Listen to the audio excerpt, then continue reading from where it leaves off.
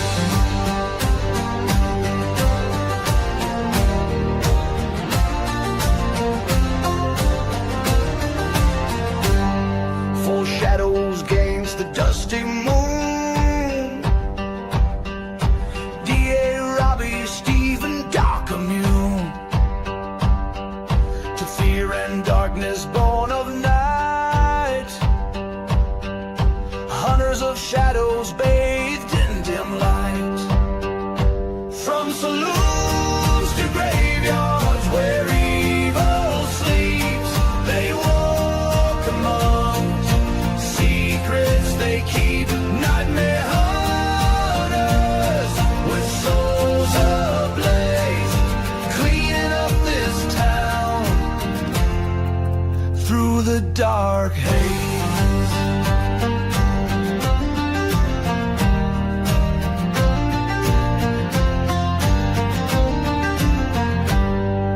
Ladies of the night with eyes of red, vampires in the alleys where good men dread, wolfmen howling beneath the pale moon, but justice is coming and coming soon.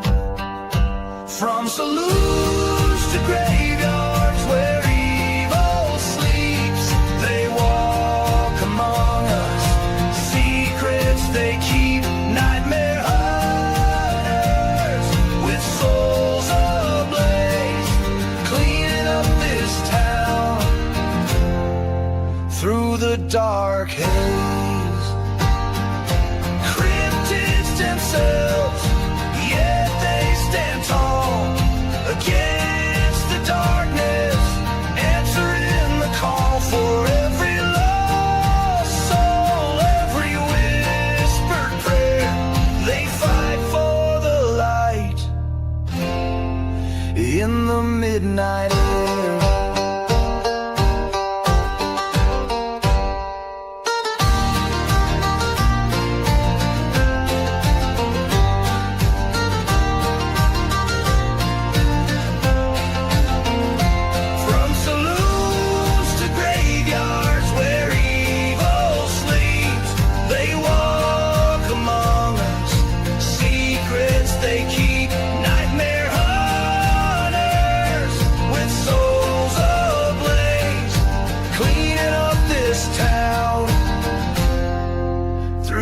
Dark haze.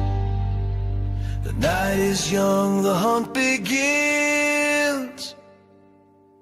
For against the darkness where hope never ends.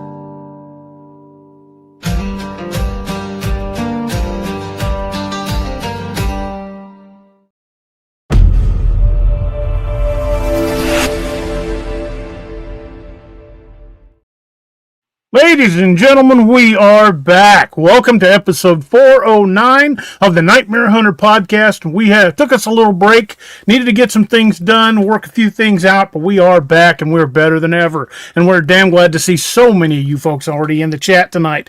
There's a lot of folks and it's just getting bigger by the moment. Robbie, Doc, how the heck are you boys doing? Wyatt, I am rolling. Alive and above ground. Sometimes that's all we can ask.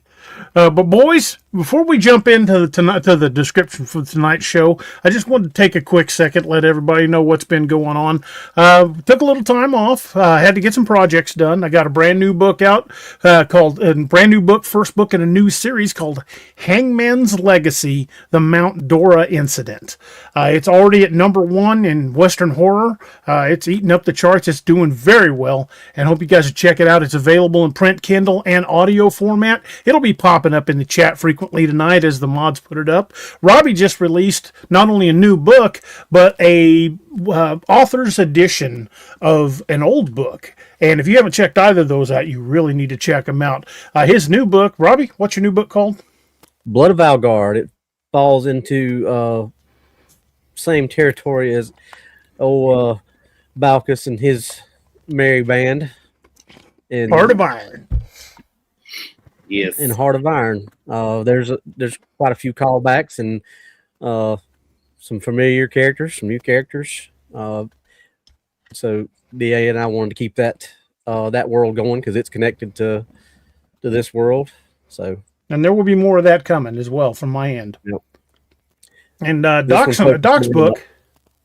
Oh, sorry, Robbie. I just want to say this one focused on the up world more than the dwarven culture, which is really cool. I mean, it's another aspect of that same world, and I think you guys are really going to like it. Doc's new book's doing real well. In fact, I bumped him down a slot, and that's why I got number one in Western horror. Doc's at number 2 right now, with Dark Frontiers, The Vampire Chronicles, Angels of the Wilderness, and it is a really kick-butt book. You guys are really going to like it. If you haven't read it, you need to pick it up. Doc's well into his cups. I mean, Doc's well into the progress onto the next book, and hopefully book 2 of that will be out before too terribly long.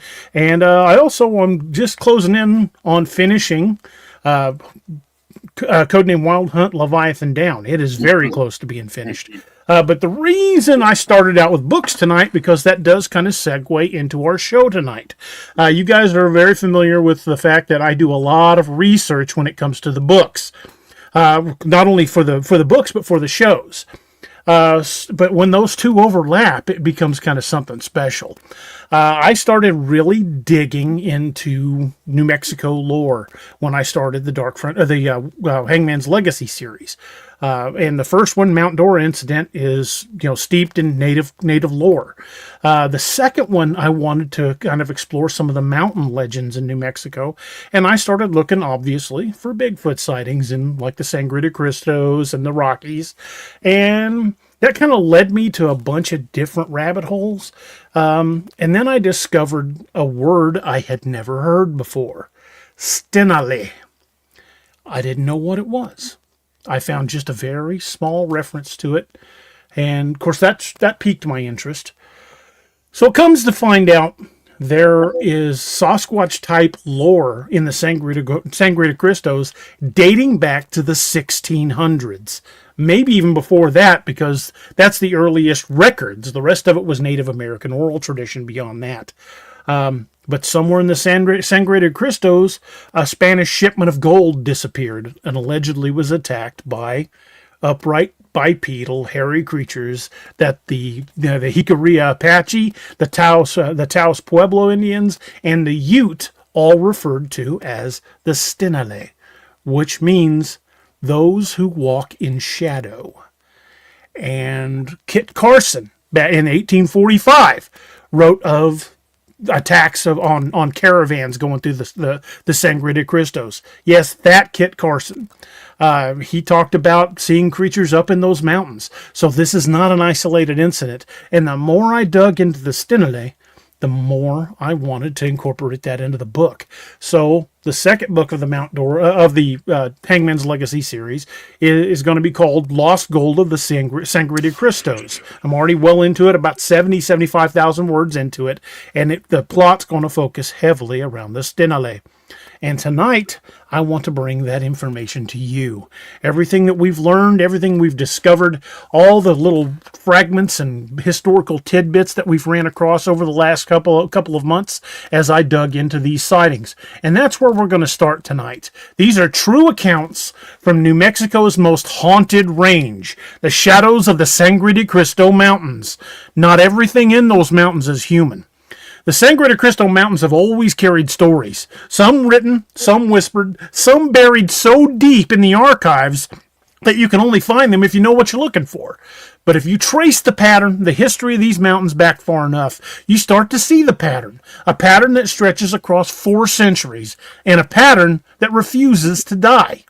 It begins in 1845 in the brittle pages of a long-defunct little newspaper in Santa Fe, New Mexico called the Santa Fe Gazette. A short article, really not much more than a paragraph, describing pale figures on ridges west of Cimarron. No explanation, no follow-up, just a quiet warning to travelers to avoid the timberline after dusk. 2 weeks later, another article appeared, same newspaper. This one mentioned a freight party that vanished somewhere between Taos and the Ponil. No bodies, no tracks, no sign of struggle, just wagons found abandoned and their contents untouched, as if the men just simply stepped into the trees and never came back. Then the journals. Not official reports, not the published accounts, the private journals of Kit Carson. The Kit Carson Museum is actually in Cimarron, New Mexico, right next to the Philmont Scout Ranch. These are the journal entries that Carson never really meant to be shared. And in those pages, Carson describes a night near the Ponil where he felt like he was being watched from the ridgeline. He wrote of a tall, pale figure standing perfectly still between two pines, not moving, not shifting, not reacting to the cold, just watching him. Carson knew the difference between raiders, animals, and something else, and in those private entries, he admitted that he'd seen something he couldn't name. But the story doesn't just start with Carson. It goes back even farther. The Ute and the Jicarilla Apache, they spoke of a mountain people who lived in the high timber. Tall, silent, pale as stone in the moonlight. A clan that avoided valleys and walked only where the trees thinned and the air grew thin and sharp. They refused to speak the name aloud. They warned the Spanish not to camp near the timberline. They told the early settlers that some of those ridges in the Sangre de Cristos were not meant for people. And then there's the expedition. A Spanish caravan's doomed push into the high country. A journey that ended with a wagon load of gold. Yes, a wagon load of Spanish gold abandoned somewhere in those mountains. After a night that no one would describe other than in the barest hints. A night of movement in the trees, a night of pale shapes of returning on the ridges. A night that drove hardened men, conquistadors, to flee the mountains and never return. Over 100 men went into that valley. Less than 30 of them came out. Centuries later, in 1923, there was an obscure ethnographer who published a book titled Uncatalogued Peoples of the Southern Rockies. Most of it's harmless anthropology, but buried in the final chapter is a really weird entry. A description of a mountain clan known only through second-hand accounts. Tall, lean, silent, seen only in the high timber, never approaching, but always watching. The author jokingly dismissed it as folklore, but the details are a perfect match for Carson's descriptions. And they also match those Santa Fe Gazette articles, and they match the tribal warnings. They match the Spanish caravan's terrified retreat, and they match modern encounters that we're going to talk about tonight.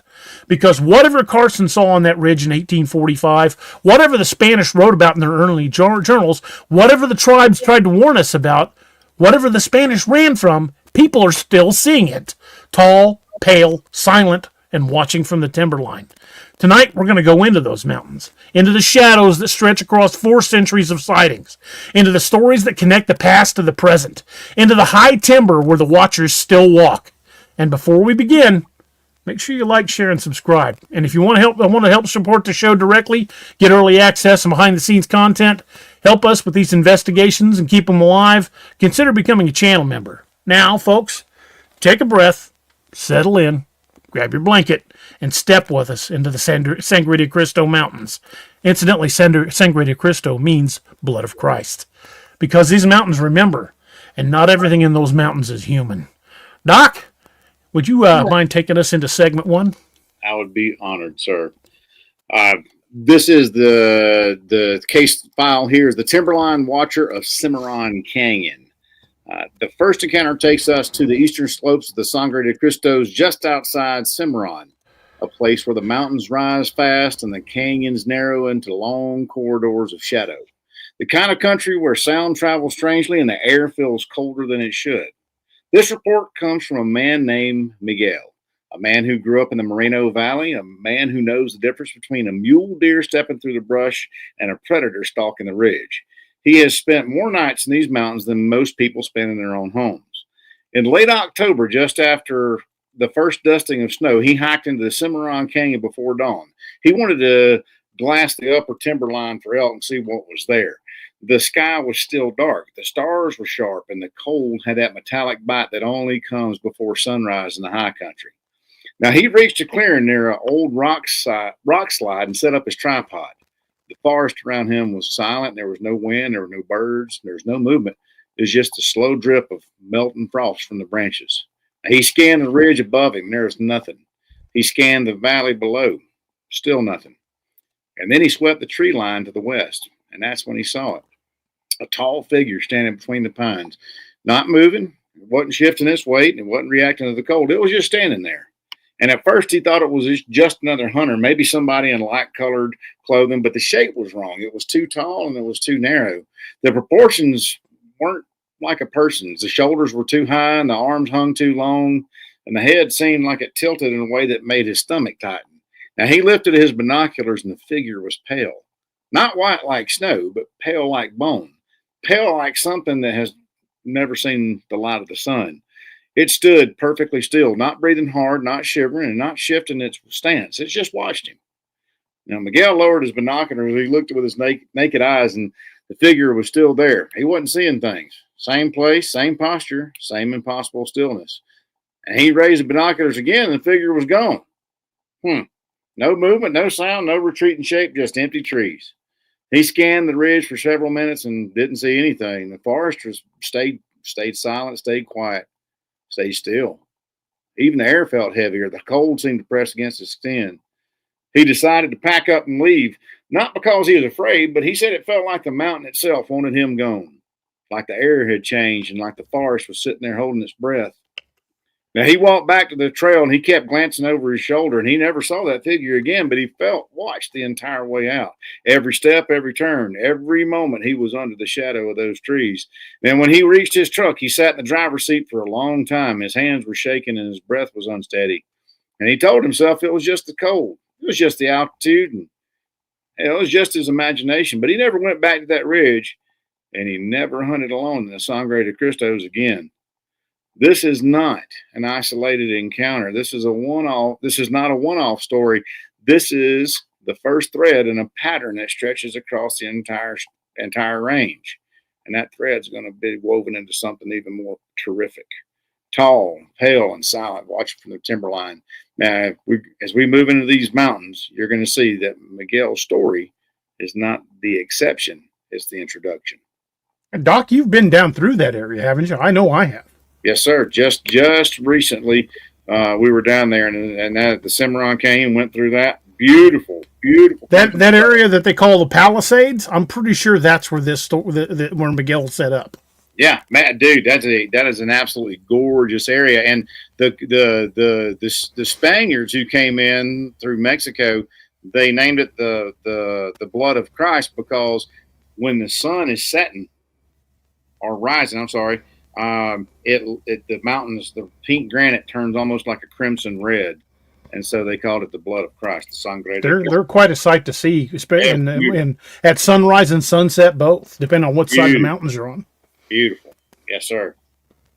So, and one of the most breathtaking things that I remember about Cimarron Canyon is when you coming out of the after you enter on the Cimarron side, and when you run out of that canyon, and when you come around that last bend and look down over Eagle Nest, that lake and the town, I would love to have a cabin right there. Next time I go down there, I'll take a good picture just from that spot because I know the exact spot you're talking about. Sorry. Yeah, my breath catches every time I see that. Yeah, it's beautiful.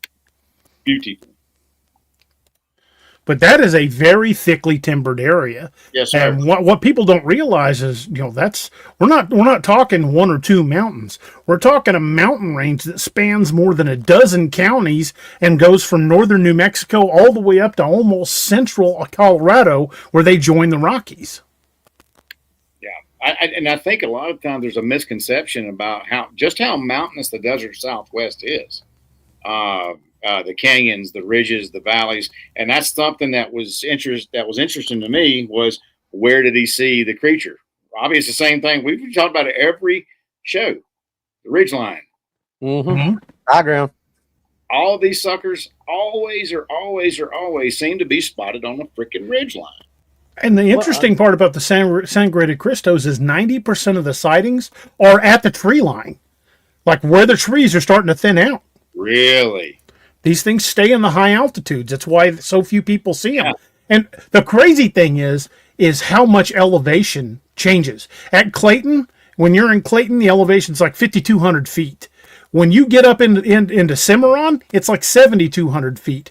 By the time you reach Eagle's Nest, you're almost 11,000 feet. Yeah, I was going to say you're like 10.8 up there, because like we live, Cimarron's roughly the same altitude. I mean, we live around 7,000 feet here, but it's a good altitude. But yeah, man, you start getting on up there, that's some high altitude. But you know, the thing too. Look how, I mean, its proportions are wrong. So what do you think the chest cavity, let's look at it from a biological standpoint. The chest cavity, what do you think that's going to do? It's going to be massive. Yeah, because it's got to have more little alveoli in there, a little more air sacs to grab a hold of whatever O2 is there. Like we talked about with eagles having that that extra bladder inside their chest that they can take in more oxygen. Mm-hmm. So that's how they get above storms. You know, if a storm comes in, an eagle will just take in oxygen and fill that bladder in, go up above the storm, and it can cruise.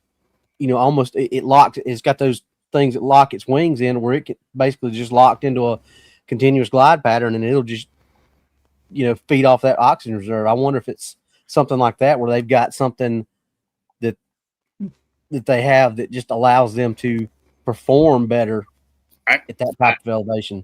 I don't know, man. I think it's probably just the physiological aspect of having bigger chest cavity, bigger lung capacity. Because if you look at it, and I'm going to use this as an example, if you look at the Quechua down in Peru, they live at 12,000, 13,000, 14,000 feet, and they're these little short people, but they've got these big, huge barrel chests. Like our average lung capacity for us is 2.5 to 3 liters. These cats have like between 3 and 5 liters per side, because they're and Robbie, you hit on it. They're such a high altitude, right? Just like that eagle, it has to have that extra O2. They don't have to have a bladder per se. They just have the added physical capacity there. Does that make sense? So right after I discovered the name stenale, like I said, I started doing some digging. But one of the things I did was I called a buddy of mine who still lives in New Mexico. He's half Navajo, and I called him and I said, "Hey, can I pick your brain on something?" And I've tried to get him to come on the show. He wants nothing to do with any of that. He says, "I'm not interested." And they said, "I'm interested in it, but he says, I'll watch, but I'm not coming on there." He said, "I don't want that kind of attention." But what he said was, I said, "Hey, I found something I want to ask you about." And it kind of dates back to New Mexico history. And he said, "What's that?" And I said, "Are you familiar with a word?" With a word, and I said, "I hope I'm not pronouncing it wrong," but I spelled it to him, and then I said, "I think it's stenale is what I said." He goes, "No, it's stenale. And where did you find that?" He said, "That is not a word we say out loud often." He said, "That name is, you say that about as often as you say skinwalker." Oh, so it's one of those taboo words. Yeah, he said, "You don't say that. You just don't say that." Of course, you know, they're Sangre de Cristos. They're not going to show up in Springfield, Missouri. Do your worst. But yeah, I really think I hit a nerve with that. He's like, "That's just not a word you hear in conversation, especially from a white guy."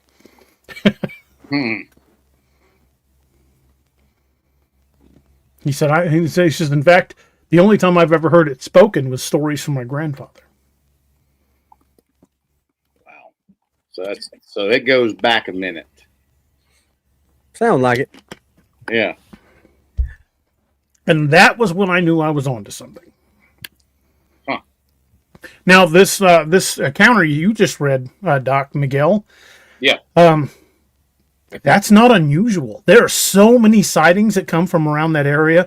And here's the crazy part. The drier the year, the more the sightings. Really? Yep. Because the elk come lower. They got coming down. That's it. The elk come down to the valleys looking for water because the upper mountains are dry.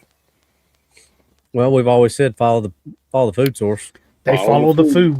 100%. There's more sightings on those lower mountain trails because not a lot of hikers take those high mountain passes. Not anymore. There's not a whole lot of prospectors up there. There's not a whole lot of people that live in those deep upper mountain passes anymore. Or even travel through them, because once they cut the highways through, the rest of those passes pretty much got ignored. There wasn't any point to go through them. Yeah, there's several people in the comments want to know how that's spelled. Can you type it into the comments? Yes, I will copy and paste it into the comments. Give me a second to find it real quick.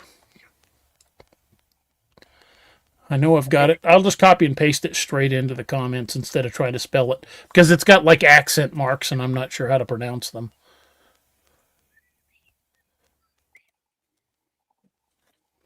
Okay. I'm posting the word straight into the comments as it's spelled. But good luck finding it. I only found like one or two very brief mentions in texts. They weren't mentioned on websites. They were in old files. Apparently, it was a word that was bandied about in the 1840s, 1845, 1846, around there, by cavalry, by travelers, and by native trackers and native traders that operated into that area. Other than that, it's a ghost on the internet. I mean, I think it's going to start showing up more now that we're bringing it out. But as of now, there's just really not much about it. But hopefully we'll be changing that. Not like we hadn't done that before. Yeah. It is funny how we've kind of been the pace setter on a couple things. But again, these kind of sightings like that, not all that uncommon, even today. In fact, when I was a scout in Boy Scouts, when we would go camping up at Philmont, they used to tell stories about the hairy creatures up in the Sangre de Cristos. Of course, they called them Bigfoot. I'd never heard the word stenale before, but they called them Bigfoot type creatures. And scoutmasters and other scouts would tell stories, and apparently there were a bunch of sightings up on those mountain trails. But if those stories are coming from the white people, that's probably what you're going to hear about any of is Bigfoot type creatures. Bigfoot, Sasquatch, some name that we're accustomed to hearing. Mm-hmm. Hey, Wyatt. Good to see you, brother. Wyatt. So Miguel's encounter by itself is pretty unsettling. A tall, pale figure watching from the timberline is more than enough to shake even the most seasoned hunter. But what makes his story impossible to ignore is this. It isn't unique. When you start laying these accounts side by side, hunters, hikers, ranch hands, search and rescue volunteers, the pattern becomes impossible to dismiss. Same shape, same silence, same impossible stillness, the same feeling of being watched from just inside the tree line. And here's the part that should make every one of you sit up a little bit straighter. These sightings didn't start in the last decade. They didn't start with modern hikers and trail cameras. They didn't start with social media. People have been seeing figures in the Sangre de Cristos for hundreds of years. Long before Miguel, long before the ranching families, heck, long before the first Spanish expeditions pushed north, long before any of us. And the deeper you dig, the more you realize that the shadows in these mountains have been there for a very long time. Long enough to leave their mark in journals, in oral histories, in warnings passed down through families who learned the hard way what lives up on those ridges. So let's widen the lens, shall we? Let's step back from the modern case files and look at the stories that came before them. The ones carved into the history of this range. The ones whispered by people who walked these valleys long before a map ever existed. Because if you want to understand what Miguel saw on that ridge, you have to understand what people before him were already trying to warn us about. Robbie, you want to take us into segment 2? Yes, sir. Segment 2, the historical layer, warnings written in blood and stone. Long before Miguel saw the pale figure watching him from the timberline in the Sangre de Cristos, already had a reputation. Not the kind you find in the tourist brochures or trail guides. The kind that lives in the quiet spaces between generations. The kind that survives because people refuse to forget. The earliest written accounts came from the Spanish expeditions pushing north in the early 1600s. These were hardened men, soldiers, explorers, priests. They crossed deserts, mountains, hostile territory with a level of endurance most of us can't even imagine.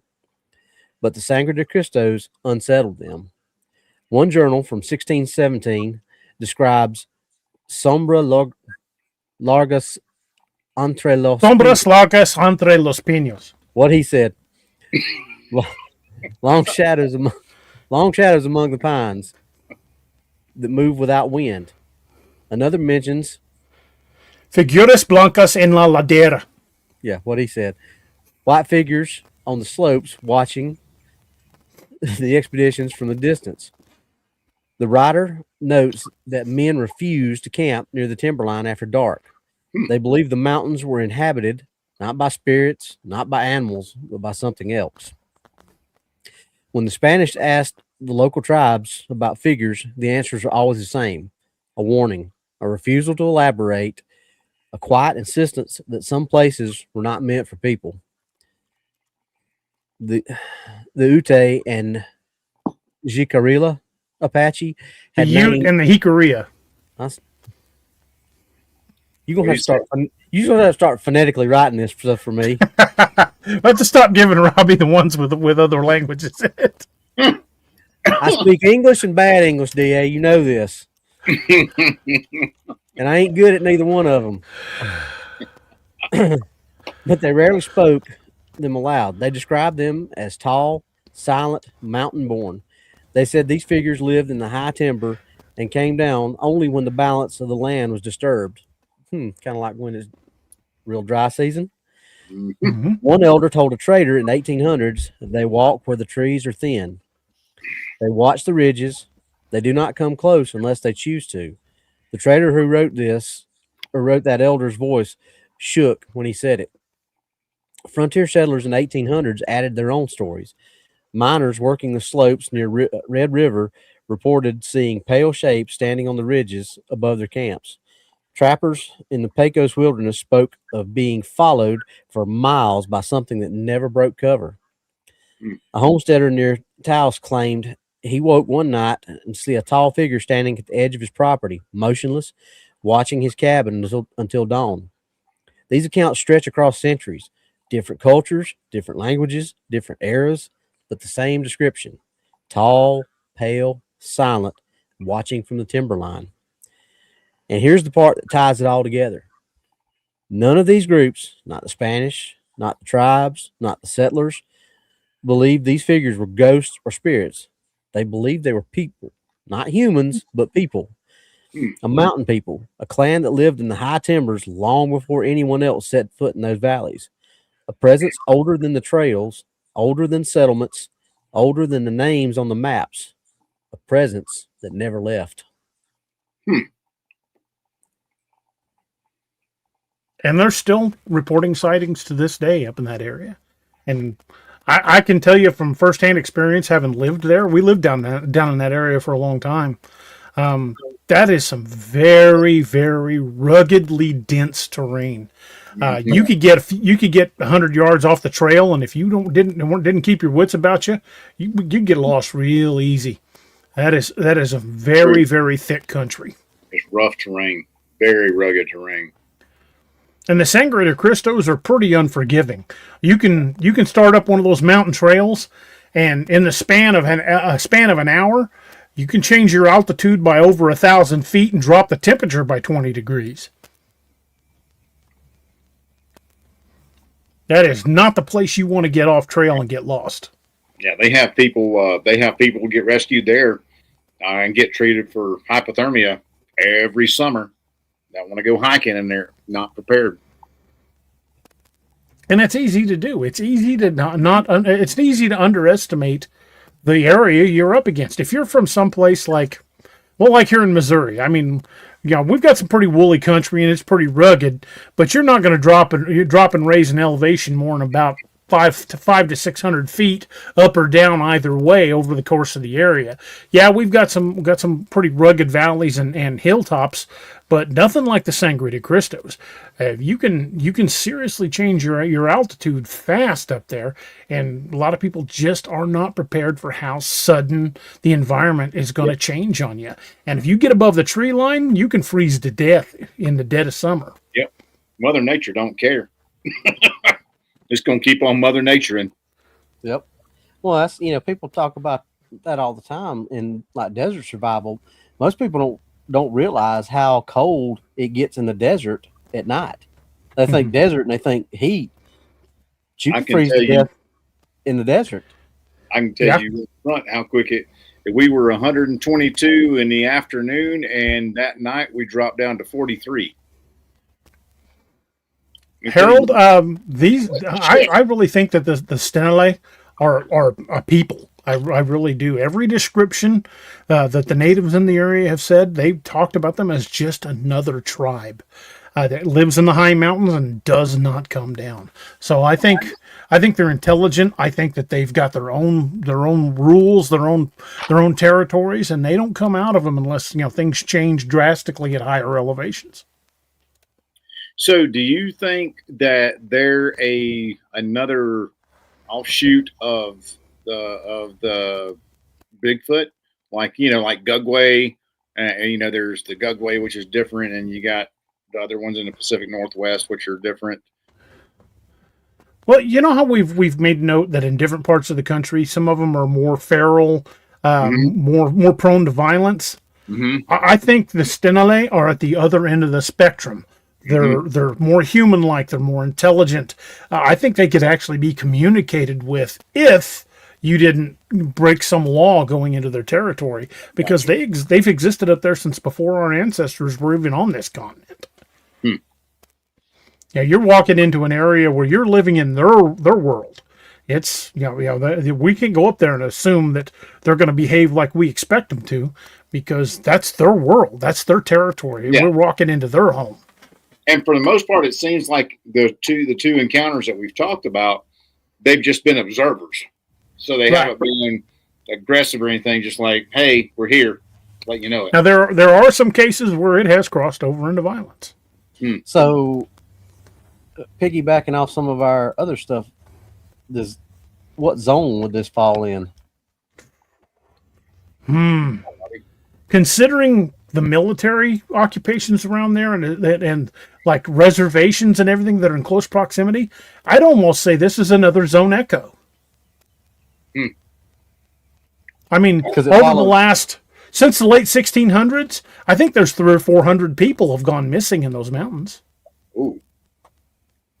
Not all at once, not even in the same years, but in small groups, handfuls. People have gone missing for centuries up in those mountains, just gone without a trace. Yeah. Yeah. So even if they're not involved, let's remove the stenale from the equation whatsoever. There is still enough deep valleys and mountain cuts where you could lose a town and not find it. Dang. I mean, just looking at that on the map, we're talking about hundreds upon hundreds of square miles, not just a couple of mountains in a mountain range. Right. This is an entire mountain range. It's a subsection of the Rocky Mountains, and they span, hundreds, if not thousands of square miles. In fact, I think that's a good question to consult the Googles. I'm going to ask it how many square miles there are in the Sangre de Cristo Mountains. How many square miles are in the Sangre de Cristo Mountains? 3,500 square miles. That's a lot. The mountain range itself extends roughly 250 miles in length from Poncha Pass in Colorado to Santa Fe, Las Vegas, New Mexico. That's a lot of land. You think you couldn't get lost in 3,500 square miles of mountain wilderness? And that's what it is. It's wilderness. Real easy if you don't know what you're doing. Super easy. Yeah. You could get lost in the first mile going into that place 100%. and never be found again. Oh, yeah. Easy. Get turned around. Done. To kind of put that into a little bit of perspective, 3,500 square miles doesn't sound much, but that's 220,803 square acres. And that's just in Colorado. The entire Sangre de Cristo wilderness area is over 200,000 acres. Extending from Poncha Pass all the way into New Mexico. All told, the complete from end to end central New Mexico to central Colorado. Anybody want to guess how many square acres there are in the complete Sangre de Cristos? 11,003,520. And DA, if you want to put it in even more perspective, how many acres was that? 3,500 acres of 3,500 square miles. 3,500 square miles. Rhode Island, 1,545 square miles. Bigger than the state of Rhode Island. All told, Sangre de Cristos, when you put it in square miles, the complete Sangre de Cristo range is 17,193 square miles. Wow. And to further that on what Doc said, you could pretty much put Rhode Island in the middle of that and it'd be gone. Let the forest grow up around it, and you never see Rhode Island again. I mean, 17,000 square miles and 1,500 square miles. Holy crap, dude! That's a drop in the bucket. A drop, absolutely. Wow. It's just impressive how big those mountains are. And when you look at them compared to the Rockies, they're nothing but a little offshoot on the Rockies. Mm-hmm. I see Pikes Peak from my window every day. And that is the folks that say there's no habitat left for these creatures to live in, that's why they say they couldn't possibly exist because there's no habitat. Doc, throw the flag on that play because right there in the Sangre de Cristos is enough to hide a sizable habitat. I think Doc's finding the BS flag. Oh, no, he knew where it was. BS flag. Flag on the play. Got to pull that flag every now and then. Man, that is just crazy how big that area is. Yeah. And again, sightings have been going back to at least the 1600s, longer if you count Native American oral tradition. And telling how much that land has never even been touched by us. Oh yeah, I guarantee you there's mountain passes and mountain peaks and that have never had a human foot on them. It is just so rugged. Holy crap. Cole said the same thing. So much area never been touched. Yep. Well, how many times have you said, DA, that just in the Mark Twain, that there's plenty of area in the Mark Twain that people have probably never stepped foot on? Oh yeah, I guarantee you there are places in the Mark Twain today that nobody's been. Yeah. I mean, that just by itself is over just around 3 million acres. And if you run that up against the Ozark National Forest, because they do kind of connect, they come within pretty close to each other. So if you add those two together, we're looking around 5 million acres. Speaking of that, did you hear that Cades Cove has been closed? Cades Cove, without explanation, Cades Cove was shut down, as well as parts of the Smokies. Really? Mm-hmm. Yep. I've been up to Cades Cove many times. Me too. Many times. Yeah. Very interesting. Dorothy Wade says my brother just moved to Vegas and he can see snow-covered mountains from his house. If you drive through Cimarron Canyon, and if you ever find yourself near Cimarron, New Mexico, drive through the canyon. It is worth it. But there are points in that canyon when all you can see is the road and up on both sides. There are mountains looming above you on both sides. Doc, can you imagine being a cowboy in those days when they used to drive cattle through that canyon? Angie and I were talking about that when we went down there because we stayed at St. James. And I was like, dude, you got to know this country because, like you said, I mean, what if you ended up driving your herd into a box canyon and you got Trying to turn them around, get them out of there. Turn them around and then go 20, 30 miles. I mean, miles. That is a maze of mountains. If you didn't know the path you're supposed to stay on, you could vanish. Absolutely, man. And that happened all the time back then. Dudes would get turned around down there and take that left turn at Albuquerque, and end up in a freaking dead end somewhere. Well, at least there in that canyon, they have if you have the sense to follow the Cimarron River, it'll take you to Eagle Nest. But if you got away from that river, if you can't hear that river anymore, you're in the wrong canyon. Amen. That's it, buddy. Can you imagine what it would have been like, say, 1850, riding up out of that canyon and coming over that ridge to see that lake down in that valley? Man. Or coming up out of a canyon and seeing a bunch of jicarilla around you. On the ridge. I think I'd be more worried about those fellas. You know what I mean? You know what I would have said? You don't want me. I ain't got no hair. I'm a bad trophy. Yeah. Miss Linnaeus are giving us the 10-minute warning. We got about 10 minutes until ad time, so let's keep talking a little bit. We're not going to jump into segment 3 quite yet. We'll head into segment 3 after the top of the hour. So let's kind of continue the conversation for a couple minutes because I like I said, I hate to jump into anything new until after we clear the commercials. That whole area is loaded with history. You got the St. James Hotel right there in Cimarron. You've got the Philmont Scout Ranch. You got Kit Carson's. Kit Kat, good God. Got Kit Kats on my brain. You got Kit Carson's museum and old cabin right there next to the ranch. You've got dozens of trails that go up through those mountains and have gone for years.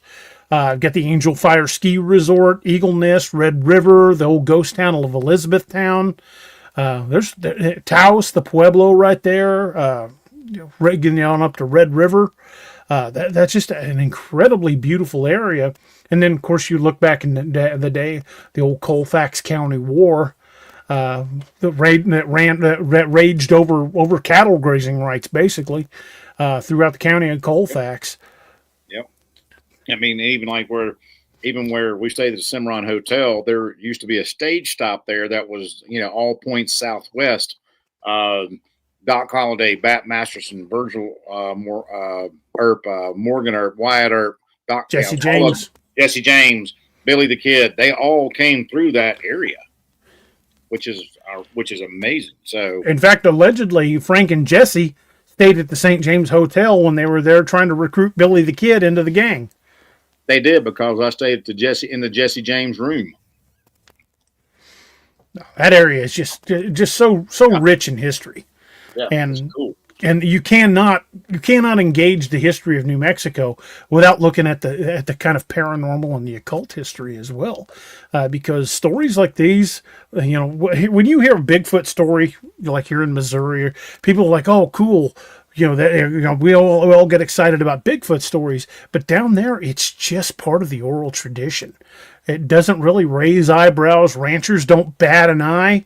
They don't just immediately call you nuts. Down there, it's just something else that's part of the local folklore, and things like that have been seen for a long time.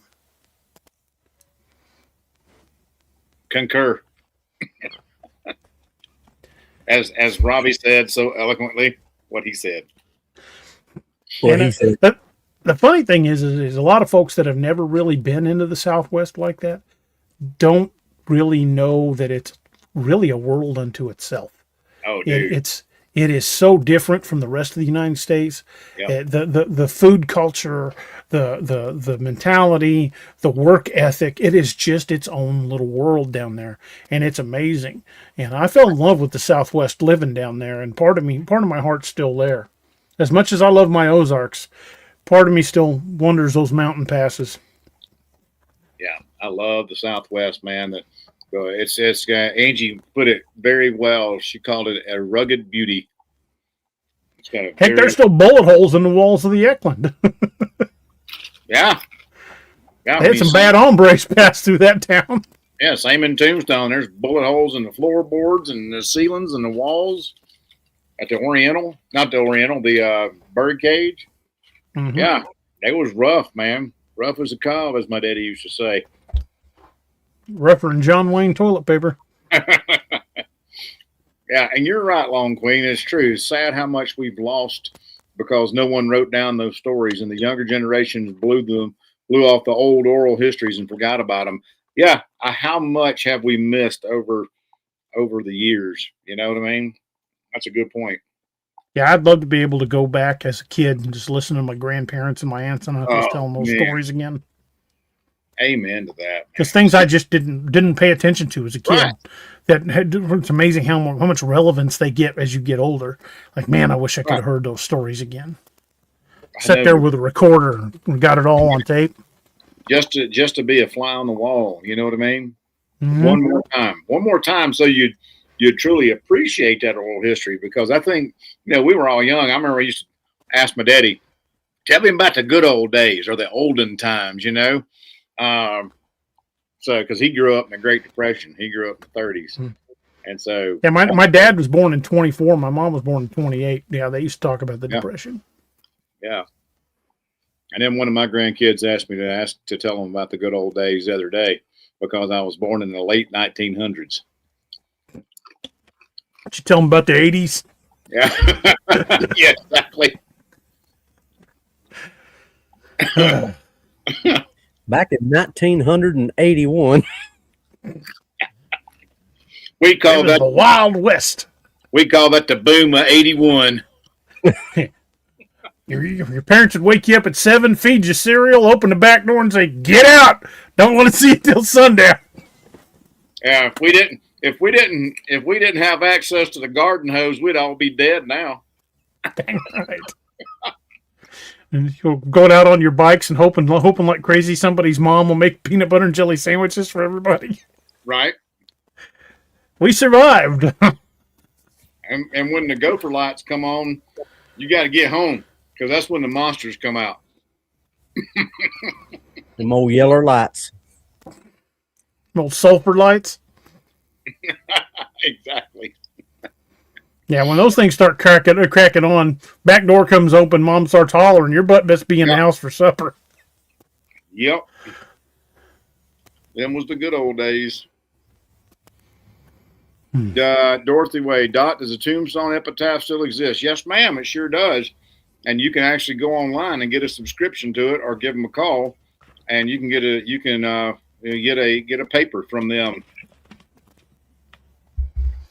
Well, for those of you who have read the Mount Dora incident already, I appreciate you guys, picking it up. It's brand new. It's only been out. It ain't even been out a week yet. But I hope you guys check it out because this series is very near and dear to me because I've been telling Doc, I think since I knew him, that one of these days I was going to write a book series set in Clayton. And I was waiting for the right story and the right characters. And this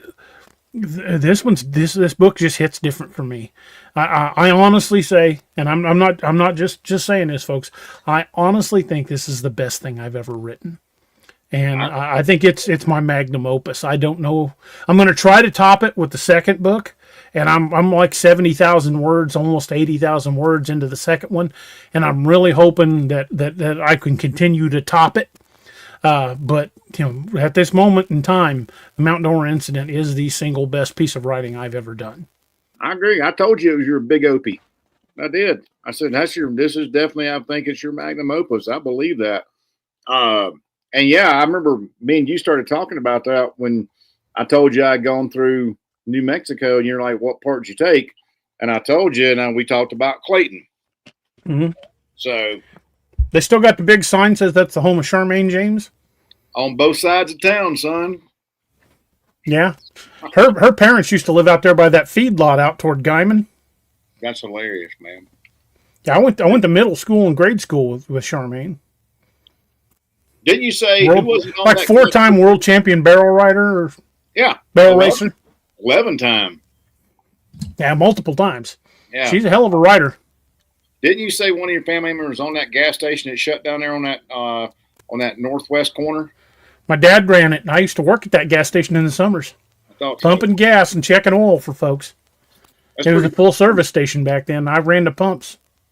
Well, if y'all can get out here before we move back to the south, I'd love for us to go on a little road trip. That'd be fun. Oh, yeah. Take you guys down there and show you the places that I remember. Hey, at the Eckland, Oh, yeah, definitely eat at the Eckland.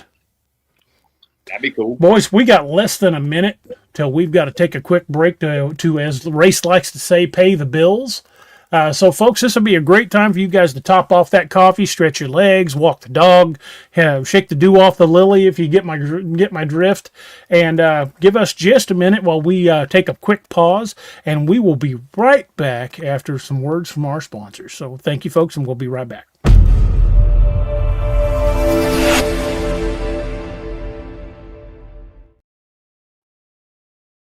Hey everybody, this is Kerry Pocket Doc Davis from Dark Angel Medical, and you are listening to DA Ex Machina with DA Roberts. You may recognize me or some of my products from Dark Angel Medical in some of the Apex Predator, Lakeview Man, and Wild Hunt books, and you can get those products at www.darkangelmedical.com, along with training classes on how to use those products and save a life. Shoot us an email at info@darkangelmedical.com and be the difference.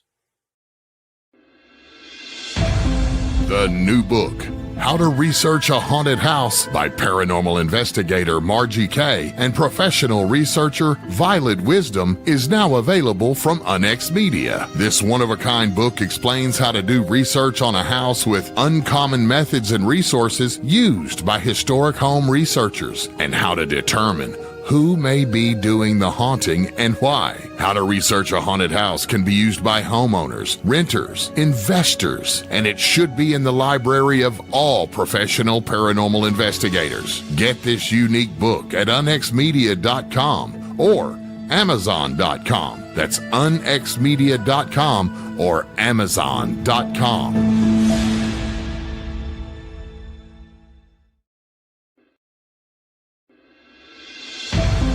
The new book.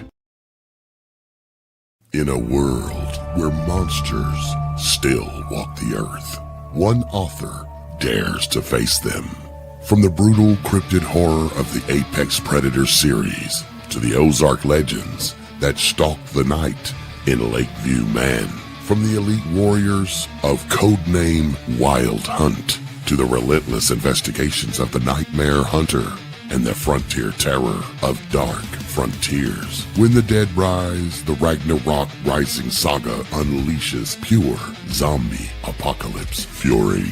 And across the stars, war rages in the Lost Legion and Man's Marauders. And in the realm of myth and steel, the world of Vanguard calls to those born for legend.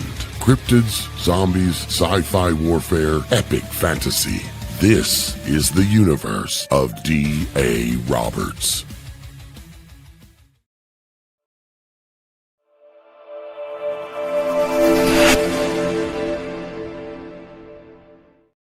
And folks, we are back. Thank you guys for sticking with us. Doc, you want to segue us into segment 3? I will be happy to. So these historical accounts just aren't isolated curiosities. They're not random stories scattered across time, because when you line them up beside the modern encounters, Miguel's included, there's a pattern that starts to emerge.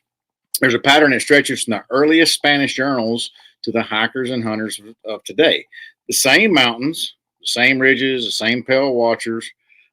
And if you want to understand what that pattern means, you have to look at the encounters not as individual stories, but as data points, as pieces of a larger shape, as pieces of a puzzle, a shape that becomes impossible to ignore once you start to see it clearly. So in segment 3, we're going to do exactly that. We're going to go to map the sightings. We're going to track the behavior, and we're going to follow the ridge lines and the timberline corridors, and we're going to uncover the patterns that no one noticed, because once you see it, you can't unsee it. DA, take us into segment 3, please, sir. No, I can be happy to. So when you lay these encounters out across a map of the Sangre de Cristos, something remarkable starts to happen. The stories stop feeling like isolated events. They start forming a shape. a shape that stretches from the Pecos Wilderness to Wheeler Park and from Cimarron Canyon to the timber above Taos. A shape that suggests intelligence, territory, and behavior. And the first thing you notice is the elevation.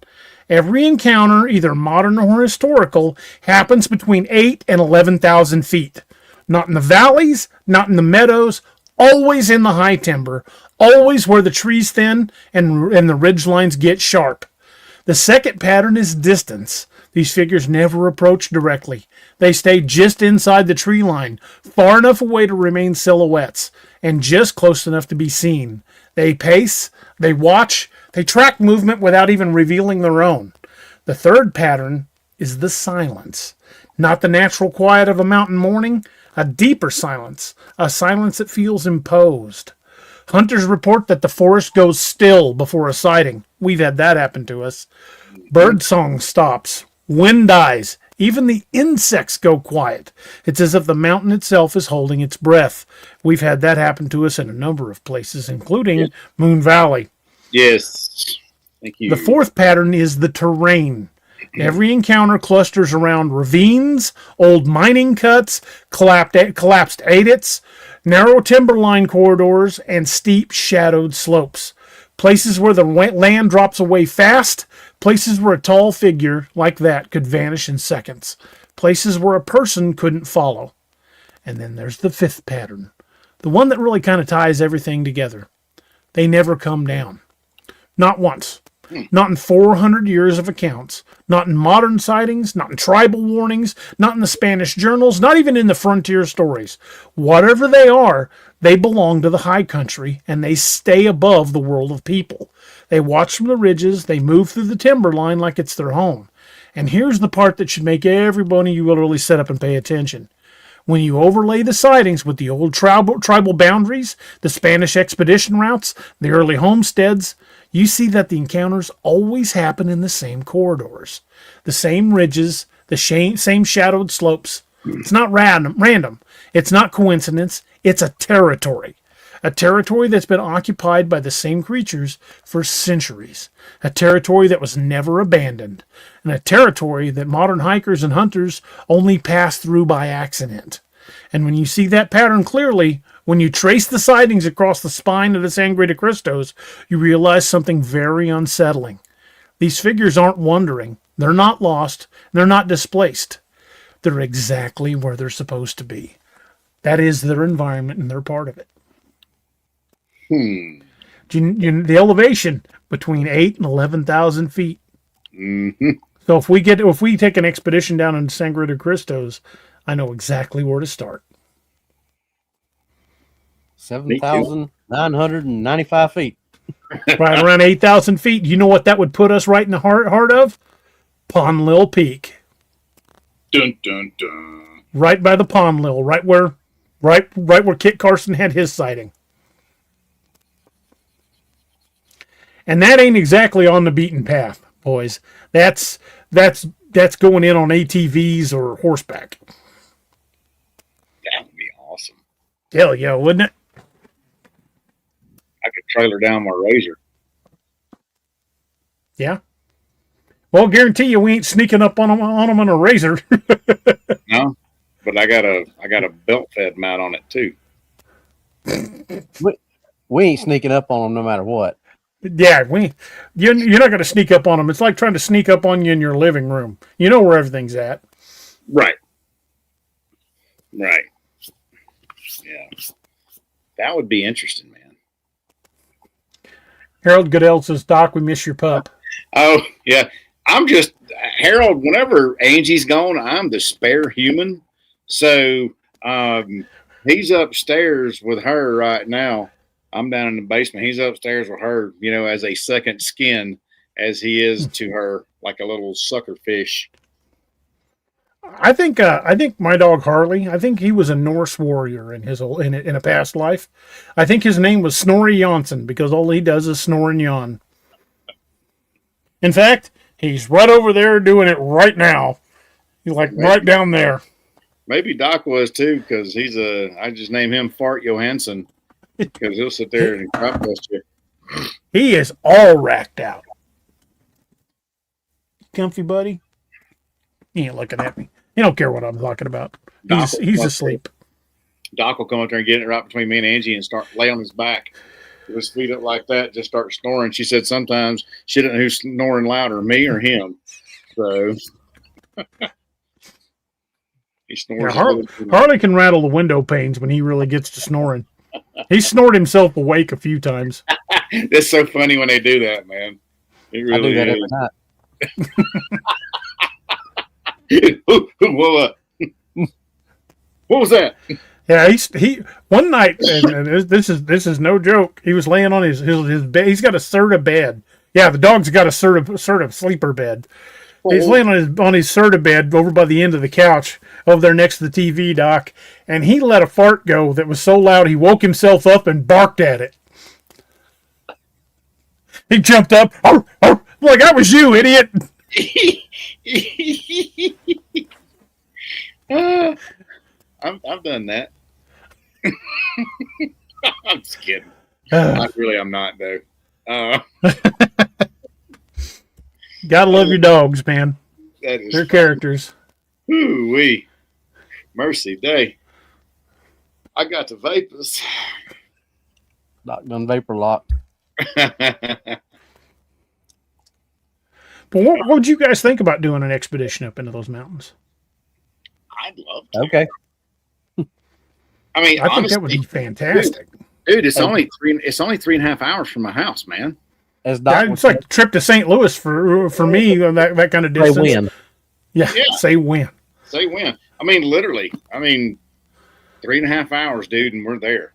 It's a straight shot right down I-25, and you bang west on this little county road. You go down through Raton Pass. I come down through there on 25, right as I'm crossing over into New Mexico. Well, that is a place you don't want to be in when the snow comes. No, sir. I mean, it's not a high pass. That's the thing about it. It's not even 8,000 foot. Like some of the passes out here, Eisenhower Tunnel is like over 11,000 on I-70. But dude, yeah, it's not even 8,000 foot, but man, it locks that interstate down every flipping winter. Yeah. I mean, it is a nasty, nasty area to be in because it's just fog gets thick through that pass in that valley. And that's definitely a place you better keep a winter survival kit in your car if you're going through that pass in the wintertime. Because a lot of time those storms hit that pass with very little warning. I mean, yeah, and the roads are so curvy because you're following a river there. It's like a Scotsman laid them things out. You know what I mean? So staggering through. Yeah, exactly. Hillary, yes, I am. We're planning on moving within the next 18 to 24 months back to the SIP, back to the crooked letter state. So, crooked letter I. Yeah, it's too expensive out here. It's hiring a cat's butt. So can't afford it. I can't say that'll blame you. I mean, Man. Getting back to your roots anyway, going back to Mississippi. Yeah, get back home, baby. Plus, there's it's the same land we're moving to, the same land that my brother had his encounter on. Yeah. So we had talked about that. I would love for y'all, and it's not a long drive. We had talked about that. Robbie and DA went out on the show. We could all meet up down there. Yep, that'd be fun. We spent about 7 hours from me. Yeah. I think about 8 and so from DA. And Honey Island Swamp ain't too far from there either. A lot of good investigating territory. Well, because see, my brothers know about Honey Island Swamp more than I do, and they live down there. So yeah. Well, but folks, when we're talking about this area, the pattern is pretty clear once you really look at it. And you can look at websites like the BFRO and stuff and look at the sightings in that area. And even today, there's still lots of sightings in those mountains. But the pattern doesn't just end there. If it ended there, it'd be enough to raise questions. But it doesn't. Because once you understand the territory, the behavior and the history of that area, you were only left with really one question. Who are they? Not what, who? Because every culture that lived in those mountains, every tribe, every settler, every explorer, they all described them the same way. They're not spirits, not monsters, not animals. They called them a people, a mountain people, a clan that lived in the high timber since long before the boot touched those ridges. And in segment 4, we're going to talk about them directly, and we're going to name them. We're going to explore what little we actually know, and we're going to introduce you to the ones that walk the timberline, the stenale. Doc, you want to take the next segment? Yes, sir. So 200 years of vanishings in the high country. If the stenale were the only mystery in the Sangre de Cristos, the mountains would already be unsettling enough. But the deeper you look in a historical record, the more you realize the watchers are only one part of a much larger pattern. Because people have been disappearing in these mountains for more than 200 years, and that's documented. The earliest documented cases come from 1821 when a trapper named Malachi Turner, I like that name, vanished near the Upper Pecos. Now, his camp was found intact. His rifle was leaning against a tree. His tracks led toward a narrow ravine and simply stopped. There was no blood. There's no sign of struggle. There's no explanation. Now, fast forward to 1845, and the Santa Fe Gazette reported a freight party. I mean, several. Could be more, several freight wagons and teams that vanished between Taos and the Ponil. The wagons were found abandoned. The mules were still tied, but the men were all gone. Now, Kit Carson mentioned this incident in his private journal, noting that the timberline above the site felt wrong and that he saw a pale figure watching from the ridge. Okay. Kind of established a pattern here. So in 1883, a homesteader named Jacob Runnels disappeared near Red River. His wife reported hearing something moving around their cabin at night. Heavy footsteps, slow breathing. Sound familiar, y'all? She said Jacob went out to investigate and never returned. He was gone like a fart in the wind. So searchers found his lantern still burning on the porch. That's how quick it was. And in 1911, a survey crew working near Wheeler Peak lost one of their men. He walked 50 yards from the camp to relieve himself and never came back. The snow around the area was undisturbed. The crew chief wrote in his log that he felt watched from the tree line the entire night. In 1952, a hunter from Las Vegas, New Mexico, vanished near the timberline near the Tres Ritos. His tracks led up a slope and ended on a cluster of boulders. Search and rescue teams found no sign of him. And one volunteer later said he saw a tall, pale shape standing on a ridge at dusk, but he kept it to himself for years. And in 1978, 2 hikers disappeared near the Valle Vidal. Their tent was found zipped from the inside. Their packs were still there.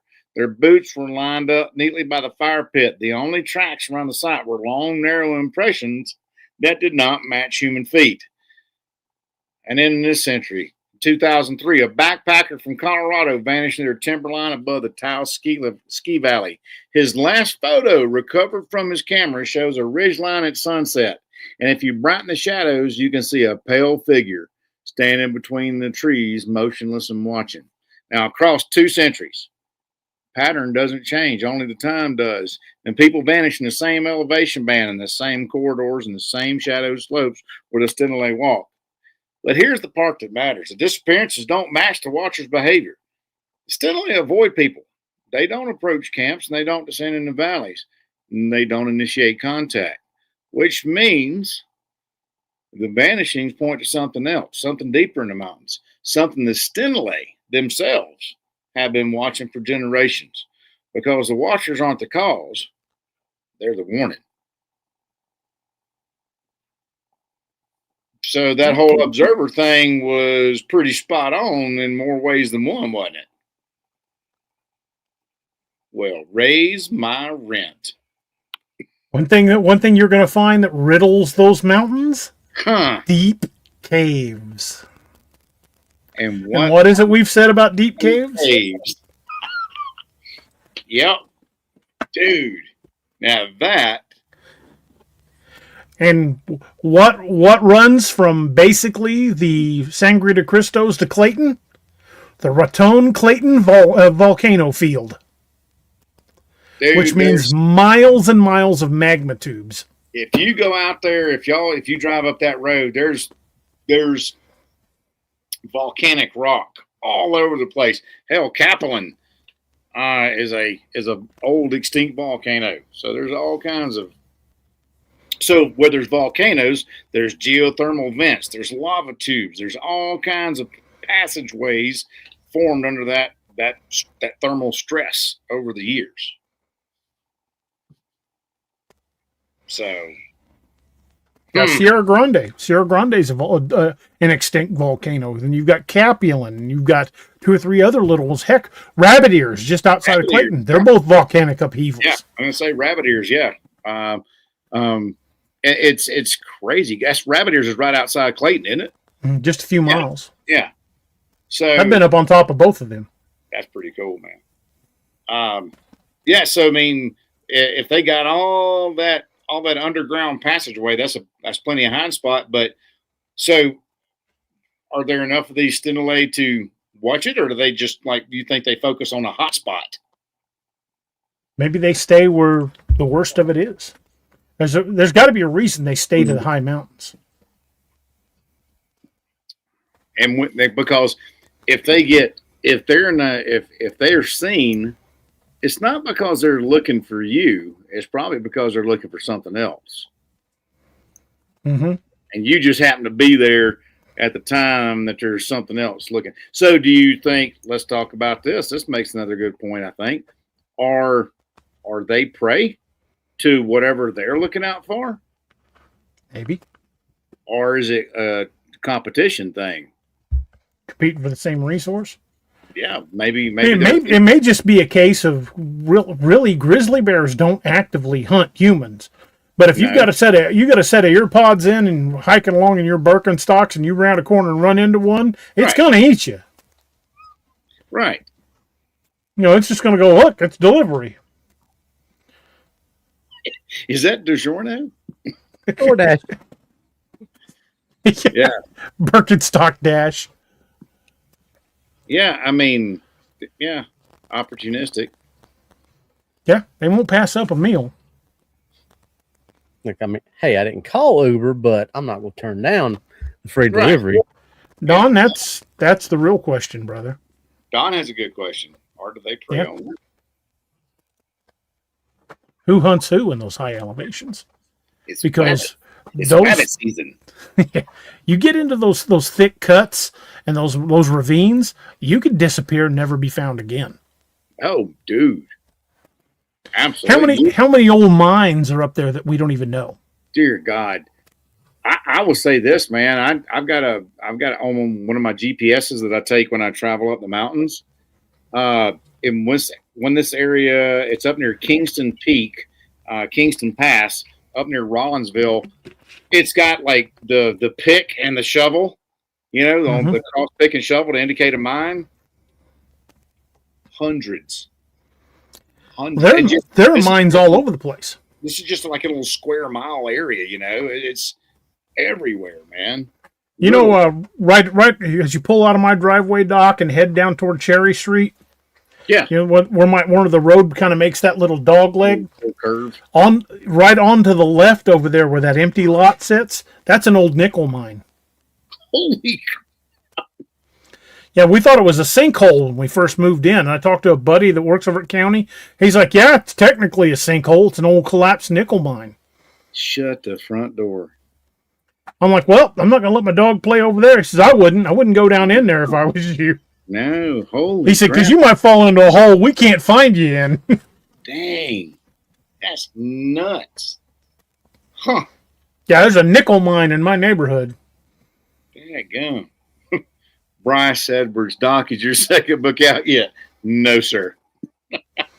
How close are you, Doc? Huh? How close are you? One chapter in the epilogue. I'm just going through and refining things. So, yeah. I sent out a big update last night on Leviathan Down. to the alphas, and everybody that's reported in's liked it so far. I have to read that this weekend. I hope you like it. I'm waiting to hear what Clint has to say. All right. You could tell his mind was in two different places, though. In one part, particularly. Yeah, I thought that was pretty. I was really proud of that entire chapter. I thought the tension was very high, and knowing him the way I do, I can see him acting just like that.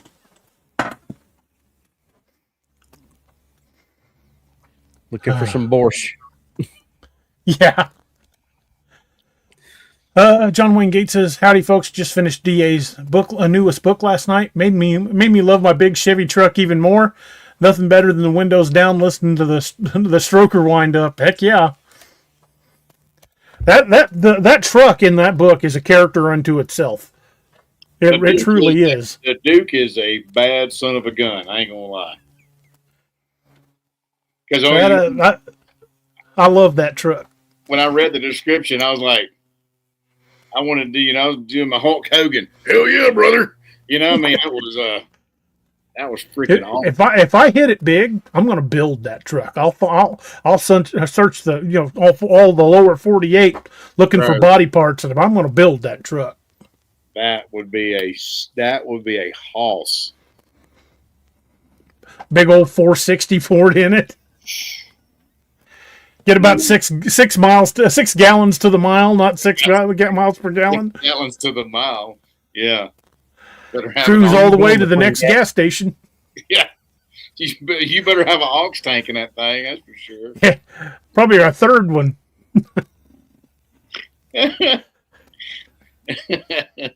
Cost me $180 to drive across town.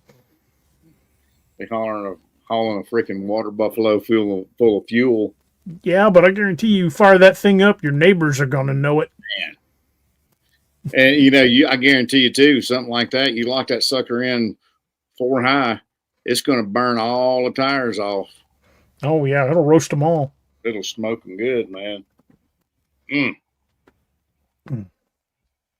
like me a good V8 sound. Oh, well, I don't have none. Would y'all like to see the new cover, for those of you who haven't seen it? Yes. Well, I will pop it up here. And this is the new cover for the newest book. Hangman's Legacy, the Mount Dora Incident. And that's the Duke right there, or at least a reasonable facsimile. It's not exactly right, but it was as close as we could get it with the program we were using.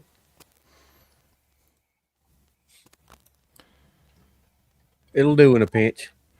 It'll get her done. Yes, sir. Sure will. Yeah,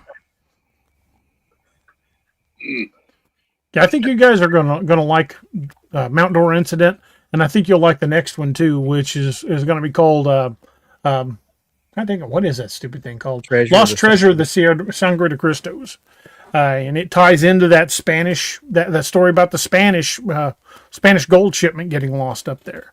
It ties into the main characters. It actually, when I started finding that, it just kind of fit with everything I'd already started building in the first book. So it was one of those really kind of serendipitous moments when everything just kind of fell together.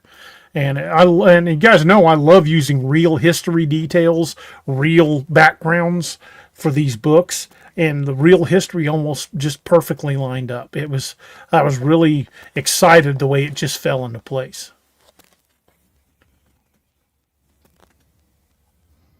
Roxanne says she could see herself driving that truck.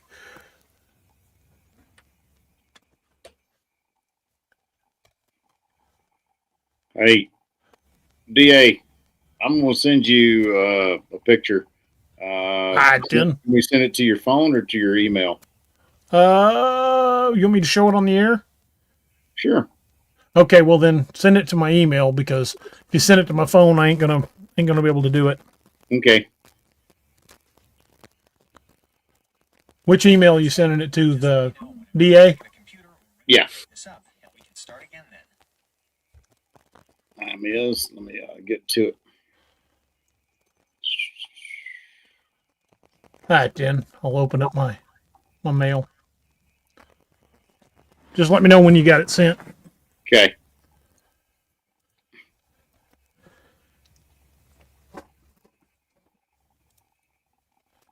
And Nick, you're absolutely right. Robbie did a bang-up job on Blood of Algard. Great book. Kind of reminds me of the old Robert E. Howard stories, kind of that Blood of Conan kind of thing.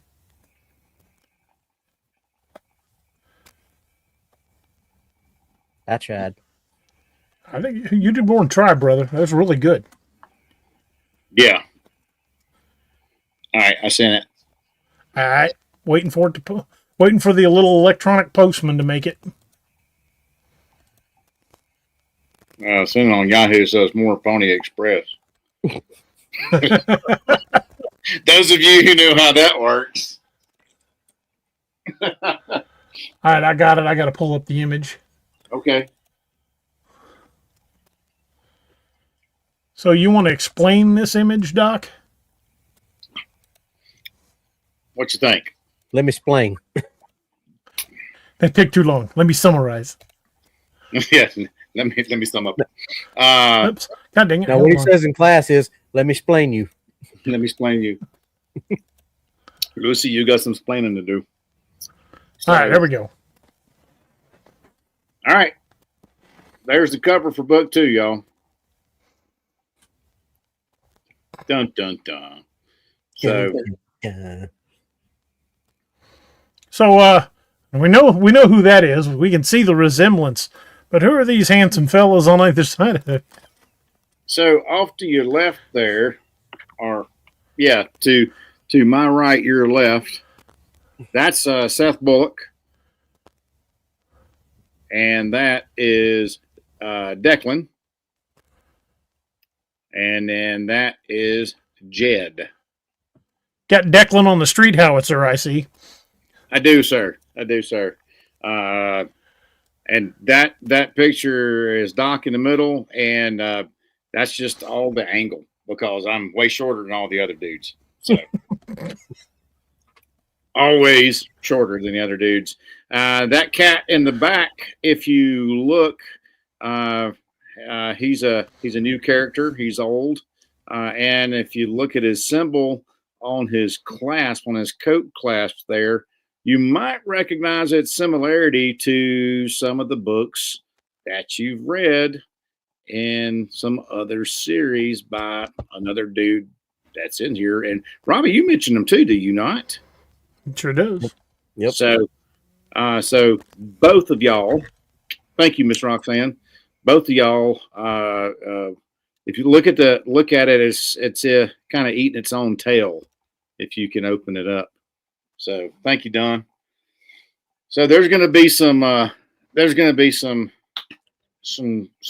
stuff again, some more interlocking themes between the universe, which is what me, is as maddening as it is.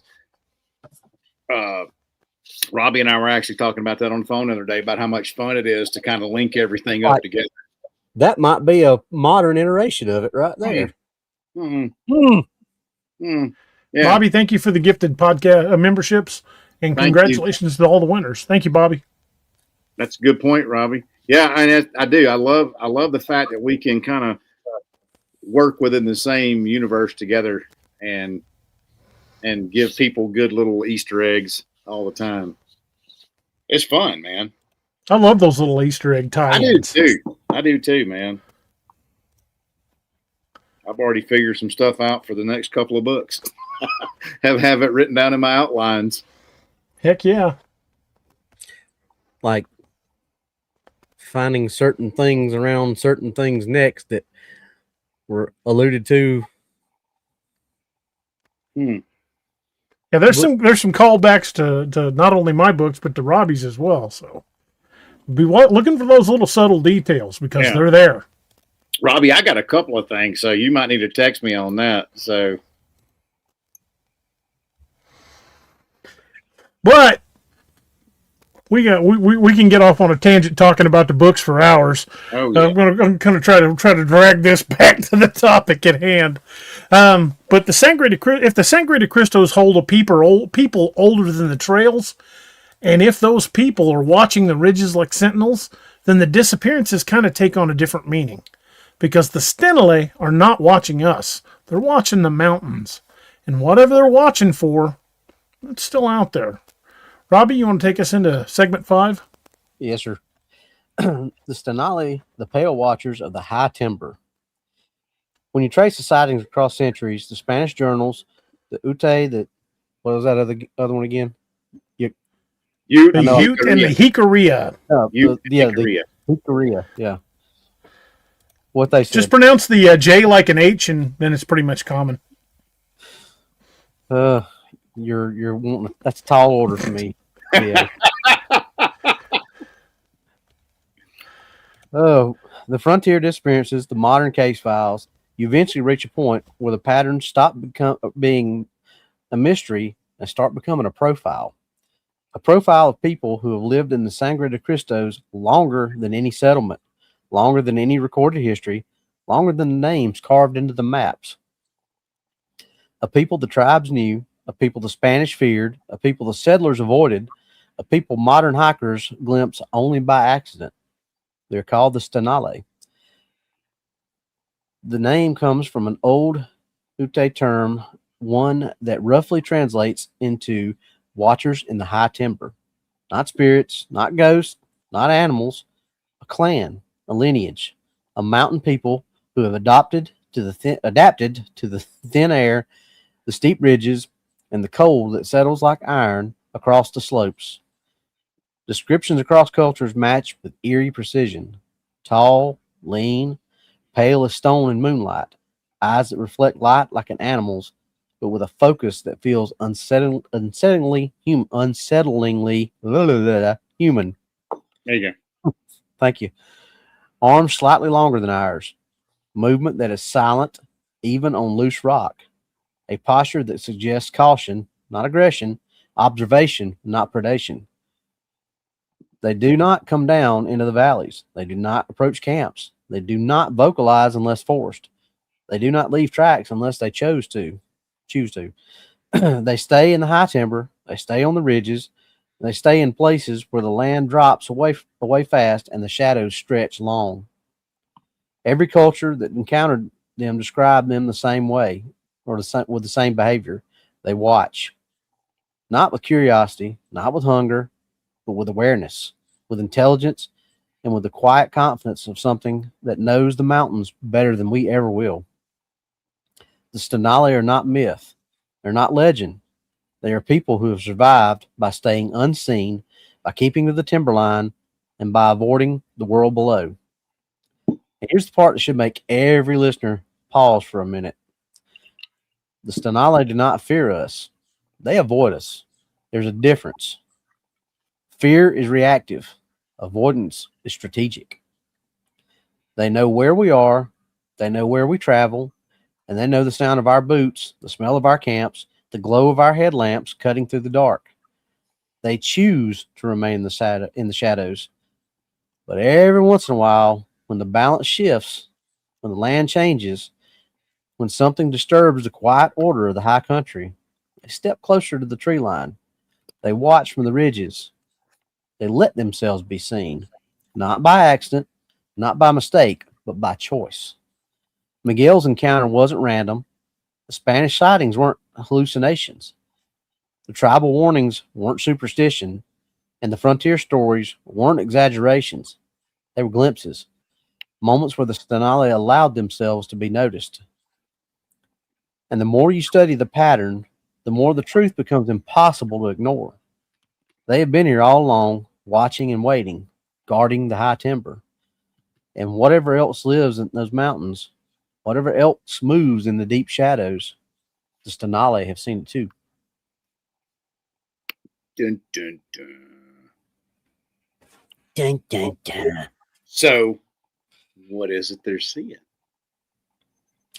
That, my friend, is the question. The $1 million question. Hmm. Because over the last 300 or 400 years, a lot of folks have gone missing in those mountains. Yep. That. There's got to be a reason why. Got to be something taking them.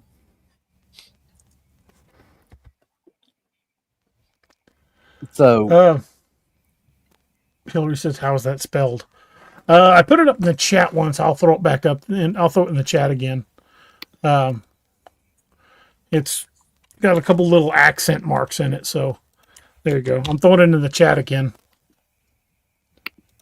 There you go. It's pronounced stenale, and so it. At least that's the way I was told to me by my buddy. He said it's stenale with kind of the emphasis on the middle syllable. Stenale. Well, now. But it certainly explains a lot of weirdness in those mountains. And the Sangre de Cristos, there's just something about those mountains. I mean, don't get me wrong, there's a rugged beauty to the Rockies. I've always been partial to the Rockies. But there's just a different feeling in the Sangre de Cristos.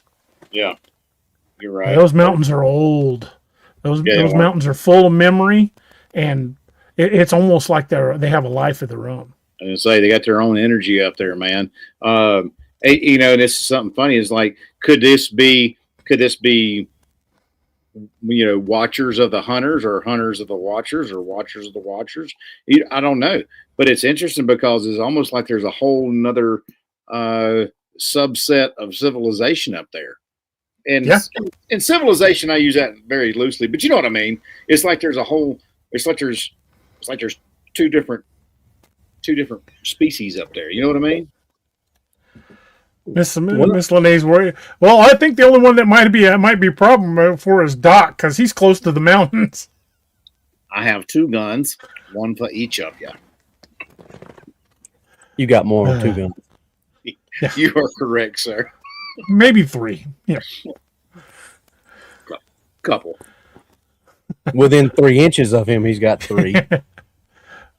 Oh, I thought you meant on me.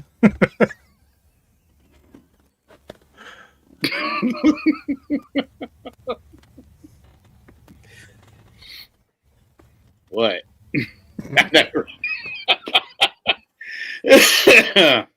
Oh, goodness. Good night, Lyle.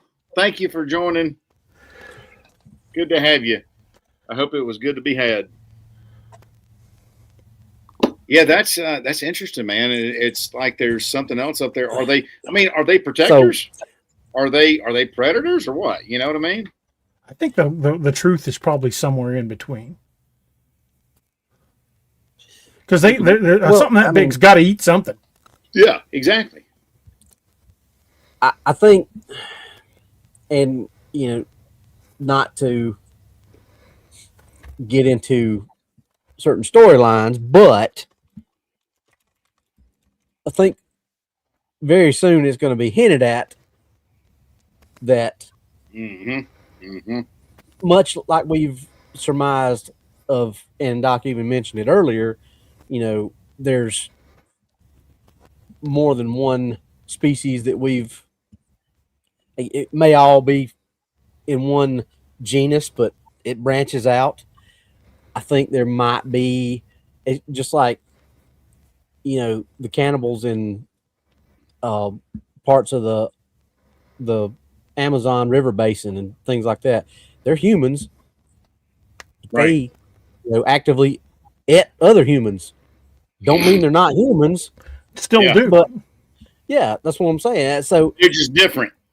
Yeah, it doesn't change. So if there are multiple groups of stenale up there, some of them may be just watchers, but some of them may be a little bit on the ornery side, shall we say? Yeah, they probably are friendly. And maybe the ones that are watching, they're watching that other tribe, kind of like, you know, what did you and I do in our careers, DA? Yeah. We sheepdogged against the ones that were violent. I'm not saying they're sheepdogging for us, but maybe they're sheepdogging for their groups. themselves. Yeah. Their, You know, their tribe. if you're a part of a reclusive society and you wanted to keep the guys with the bang sticks from coming up and messing with that society, you'd want to police your own to keep them at your altitude. Tell them, hey, you leave those little guys alone because they come in numbers. Correct. Yeah. So I mean, maybe that's what it is. Maybe it's it's instead of just one tribe where they're all the same and they all have different villages, for lack of a better term. Their society is kind of like ours.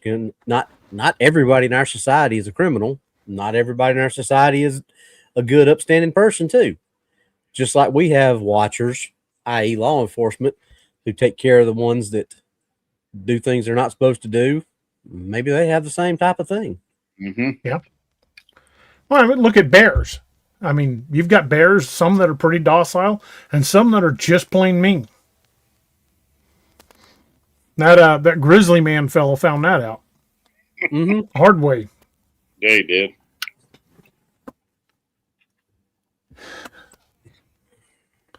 And, Yes, he did.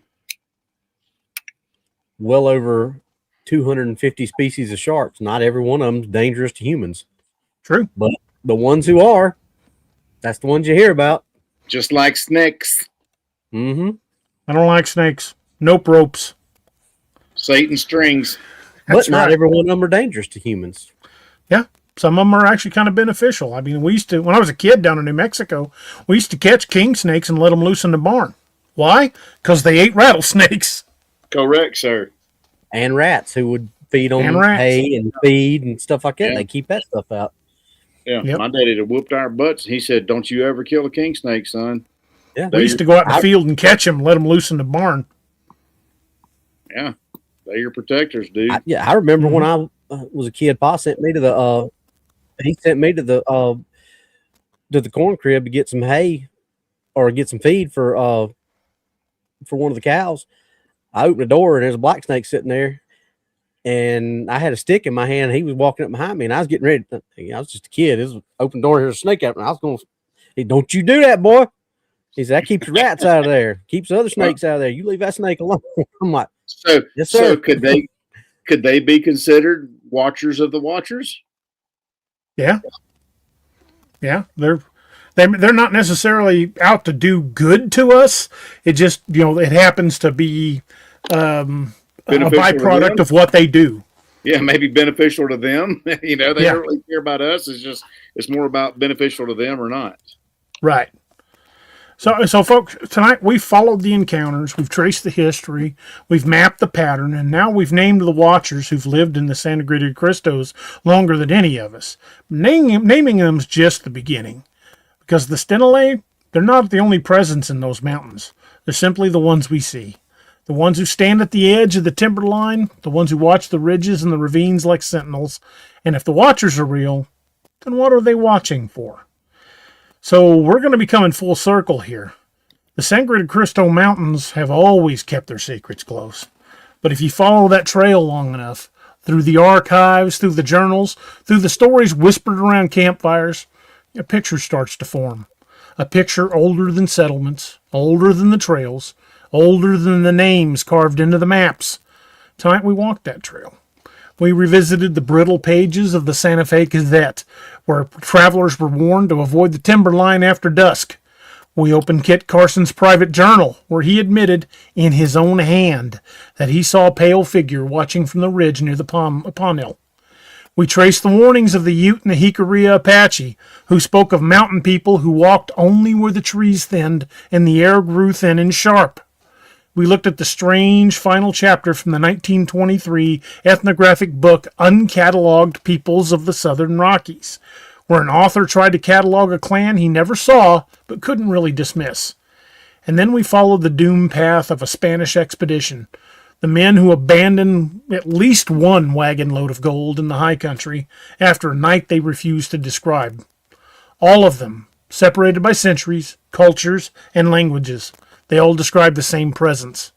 tall, pale, silent, watching from the timberline. The stenale. A mountain people, a clan older than the trails, a lineage shaped by the thin air country where most humans don't linger. Not spirits, not myths, not monsters. A people. A people who avoid us not out of fear, but out of choice. A people who watch the ridges like sentinels. A people who have seen every expedition, every traveler, every lost soul who wandered too far into the high timber. And here's the truth that ties all of this together. The stenale aren't the threat. They're the warning. They're the ones who stand between the deep shadows and the world below. They're the ones who know what else moves in those mountains. And they're the ones that have watched the Sangre de Cristo change century after century without ever stepping out of the timberline. So when you hear the old stories, the Gazette articles, the Carson entries, the tribal warnings, the abandoned wagon of gold, remember this. They weren't describing ghosts. They weren't describing legends. They were describing neighbors we never truly understood. Neighbors who have been here longer than any of us. Neighbors who still walk the ridges when the wind dies and the forest goes still. And if the watchers are real, then the mountains are holding more secrets than we dared to imagine. So folks, if you enjoyed this journey into the strange and hidden tonight, make sure you like, share, and subscribe to the channel. It helps more than you know. And if you want to support the show directly, get early access, behind-the-scenes content, and help keep these investigations alive, consider becoming a channel member. Your support keeps the lights on, the mics hot, and the search moving forward. So until next time, folks, stay safe, stay aware, and remember, not everything in those mountains is human.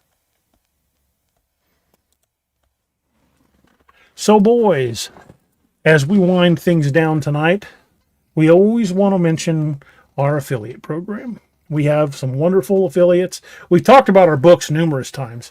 You can know the links have been popping up for us and for Luca. You can check all of those books out on Amazon. They're in Kindle, audio, and in print. They're all available. The links have been popping up periodically throughout the night, and I've even put them up on the screen. But tonight we're going to take just a minute to say a little bit about the good folks that have sponsored the channel and have been friends of the channel from the beginning. And long before he was an author, long before he first put pen to paper, he was a combat medic who was already saving lives. And Doc came back from tours in the sandbox and created a company called Dark Angel Medical with 211 confirmed life saves to date. Oh, there's more. Is there 212 now? 212. 212.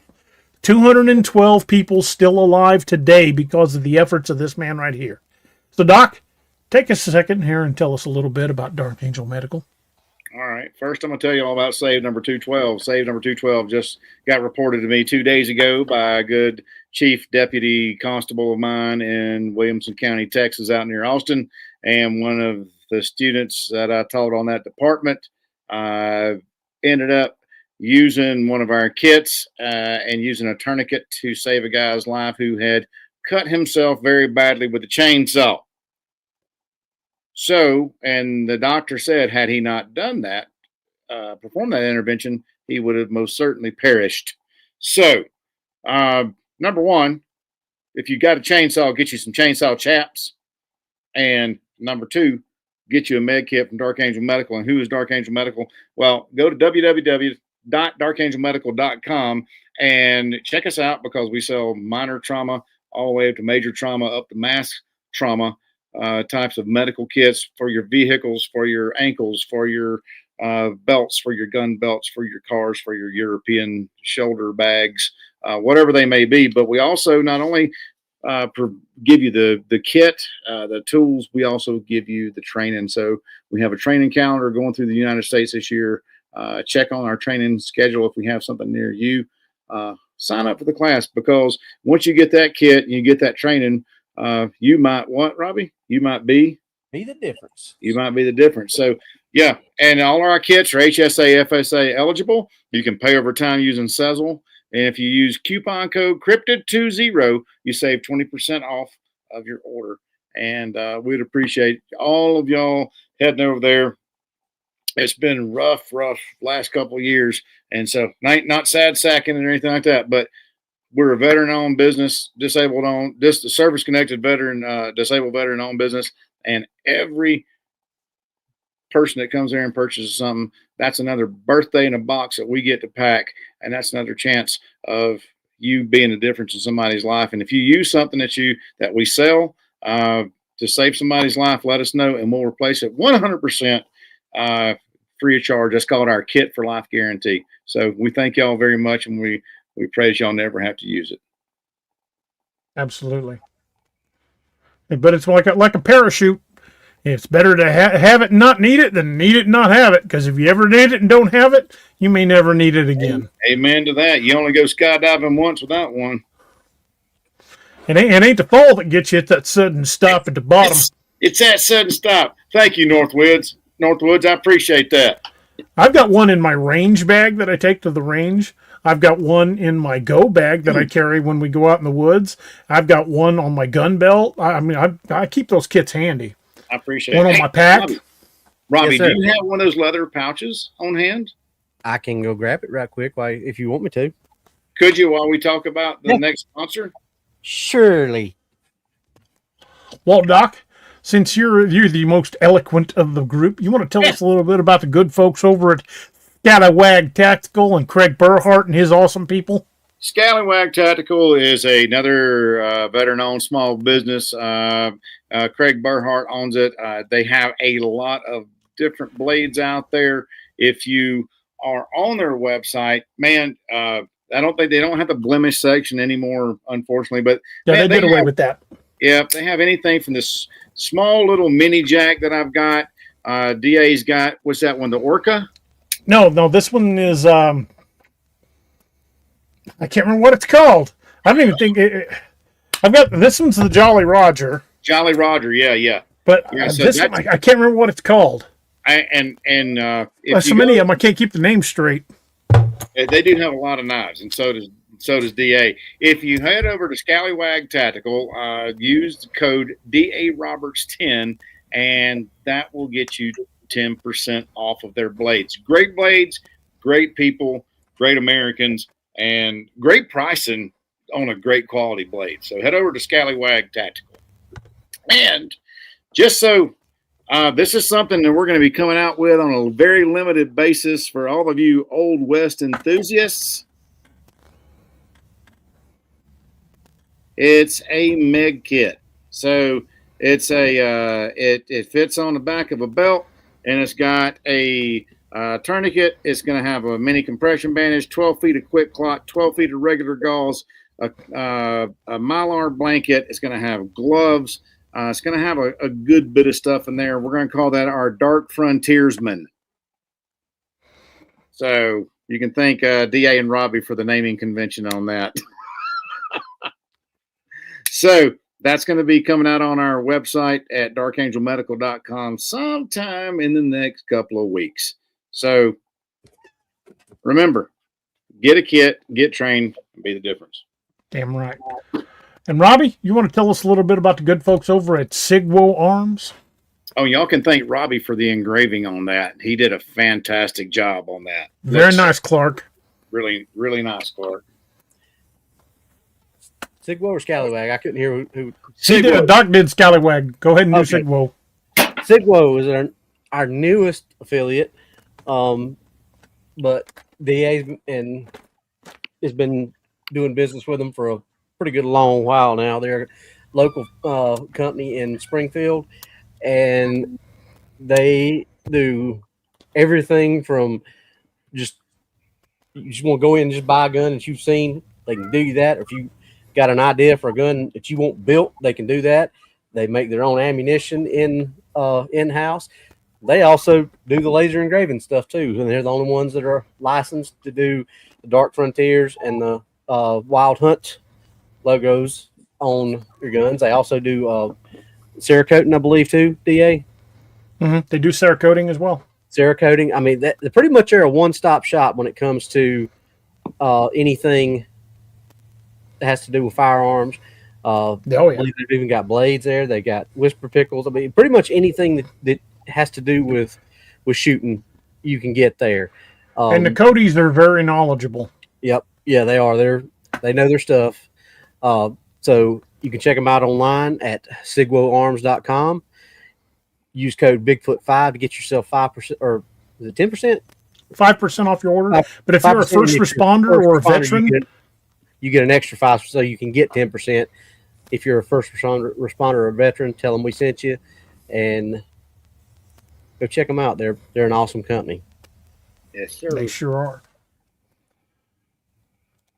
And they've got everything from really good deals on Freedom seeds for your cordless, distribution device, right up to the devices themselves, along with Whisper pickles of your choice, and optics. They've got a big line of optics. Just a great group of guys over there. And if they ain't got it, they'll find it. Yeah, and if you can imagine it, they can build it. They've got an entire machine shop attached to the store. Mm-hmm. They make some pretty amazing stuff. I'll probably be going over there tomorrow, in fact. Well, no, not tomorrow, Monday. But anyway, folks, really appreciate you guys sticking around. Appreciate you guys patiently waiting for us to be back. Be honest, I needed to take some time to clear my head. I'd gotten behind on my writing. I'd gotten stressed out to the point I was about to snap, and I really needed to clear my head. And one thing we've said is that don't be afraid to reach out. And these two turkeys were on me pretty good about me not talking enough. And I'm glad they were. I've had other people reach out as well. But folks, just remember, we all go through dark times. And that's why, I'm such a big supporter of the 22 a Day Foundation and groups like the Till Valhalla Project, Mission22.org, because we lose 22 veterans a day to suicide, and that is 22 too many. So reach out to your friends and family that are first responders. Reach out to your loved ones that have worn a uniform. I don't care what capacity, Amen. Because everybody that's served deserves that chance to have someone to be there for them. And even if our government's not doing enough, we can do enough for each other. So reach out, let them know you think about them, let them know you care, invite them over for a beer. Call them an a-hole. If you're a veteran, that's your love language. The stuff we say to each other in private, most people, if we said that to a person we just met, they'd think we hated them. But that's just how old warriors talk to one another. But reach out to them again. Ask them over for a beer, call them an idiot. Whatever you got to do. But reach out and let them know you care, because at least 22 times a day, they're losing that battle. So don't let them fight those demons alone, and don't let the hard days win. And folks, as we wind her down, I want to thank you guys again for being part of the Nightmare Nation. Don't forget to like, share, and subscribe to the channel. Subscribe to the channel. Doesn't cost you anything to subscribe. Doesn't cost you but a moment of your time to share the channel and let people know that who enjoy this type of content. Help get our name out there. Help us continue to grow and get the word out there. And we're going to continue to bring you this kind of content, hopefully for a good long time to come. So tonight, I'm gonna end it with a moment where we'll remove our hats, and simply because he talks so purty. Doc, would you take us out with the toast tonight? Doesn't matter what you guys are drinking. Could be water, could be soda. It could be anything at all. Can you post it up for flavor? Yes. Let me get over to the banners. He may talk pretty, but his memory don't work too good sometimes. No, it does not. That's just ugly, Robbie. That's just ugly. I abhor ugliness. All right, y'all. So if you would, raise your glass, send up a good vibe, send up a prayer, send up some good smoke. This is a line from my Irish drinking song called The Parting Glass, and it's not about what we lost, but it's about what we love. So, but since it fell into my lot that I should rise and you should not, I'll gently rise and softly call, good night and joy be to you all. Slanjava. Thank you, folks. Slanjava, and we'll see you guys next time.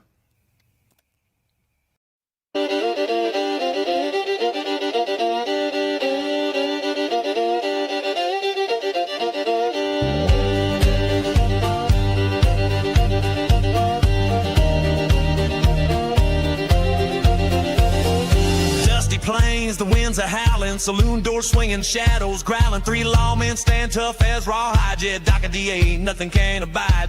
Whiskey shots and poker faces, staring down the darkest spaces in this town where legends roam. These boys bring justice, sending evil home. Cryptid lawmen, wild and free, hunting monsters for all to see. With silver bullets and grit of steel, they fight the darkness, make the demons squeal. From dusty canyons to moonlit plains, justice rides with wind and rains. Cryptid lawmen, a fearsome sight, standing tall against the endless night.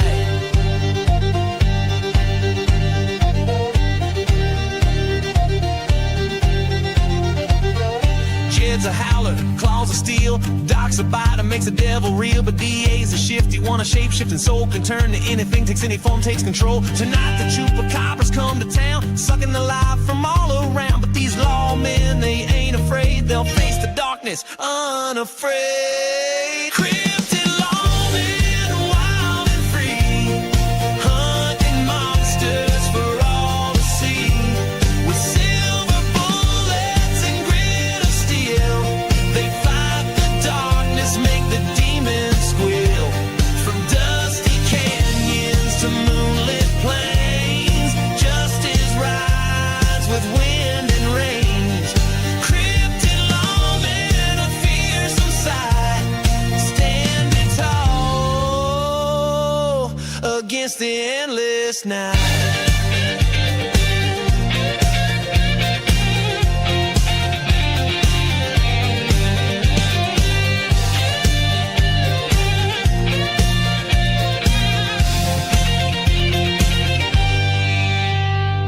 Full moon rises, bat wings flap, the air grows cold, a chill and trap. But these lawmen, they're ready to fight underneath the pale moonlight. Jed and Doc transform with a howl, DA shifts, becomes a night owl. Together they stand, a force so strong against the evil, right in the wrong. Cryptid lawmen, wild and free, hunting monsters for all to see. With silver bullets and grit of steel, they fight the darkness, make the demons squeal. From dusty canyons to moonlit plains, justice rides with wind and rains. Cryptid lawmen, a fearsome sight, standing tall against the end.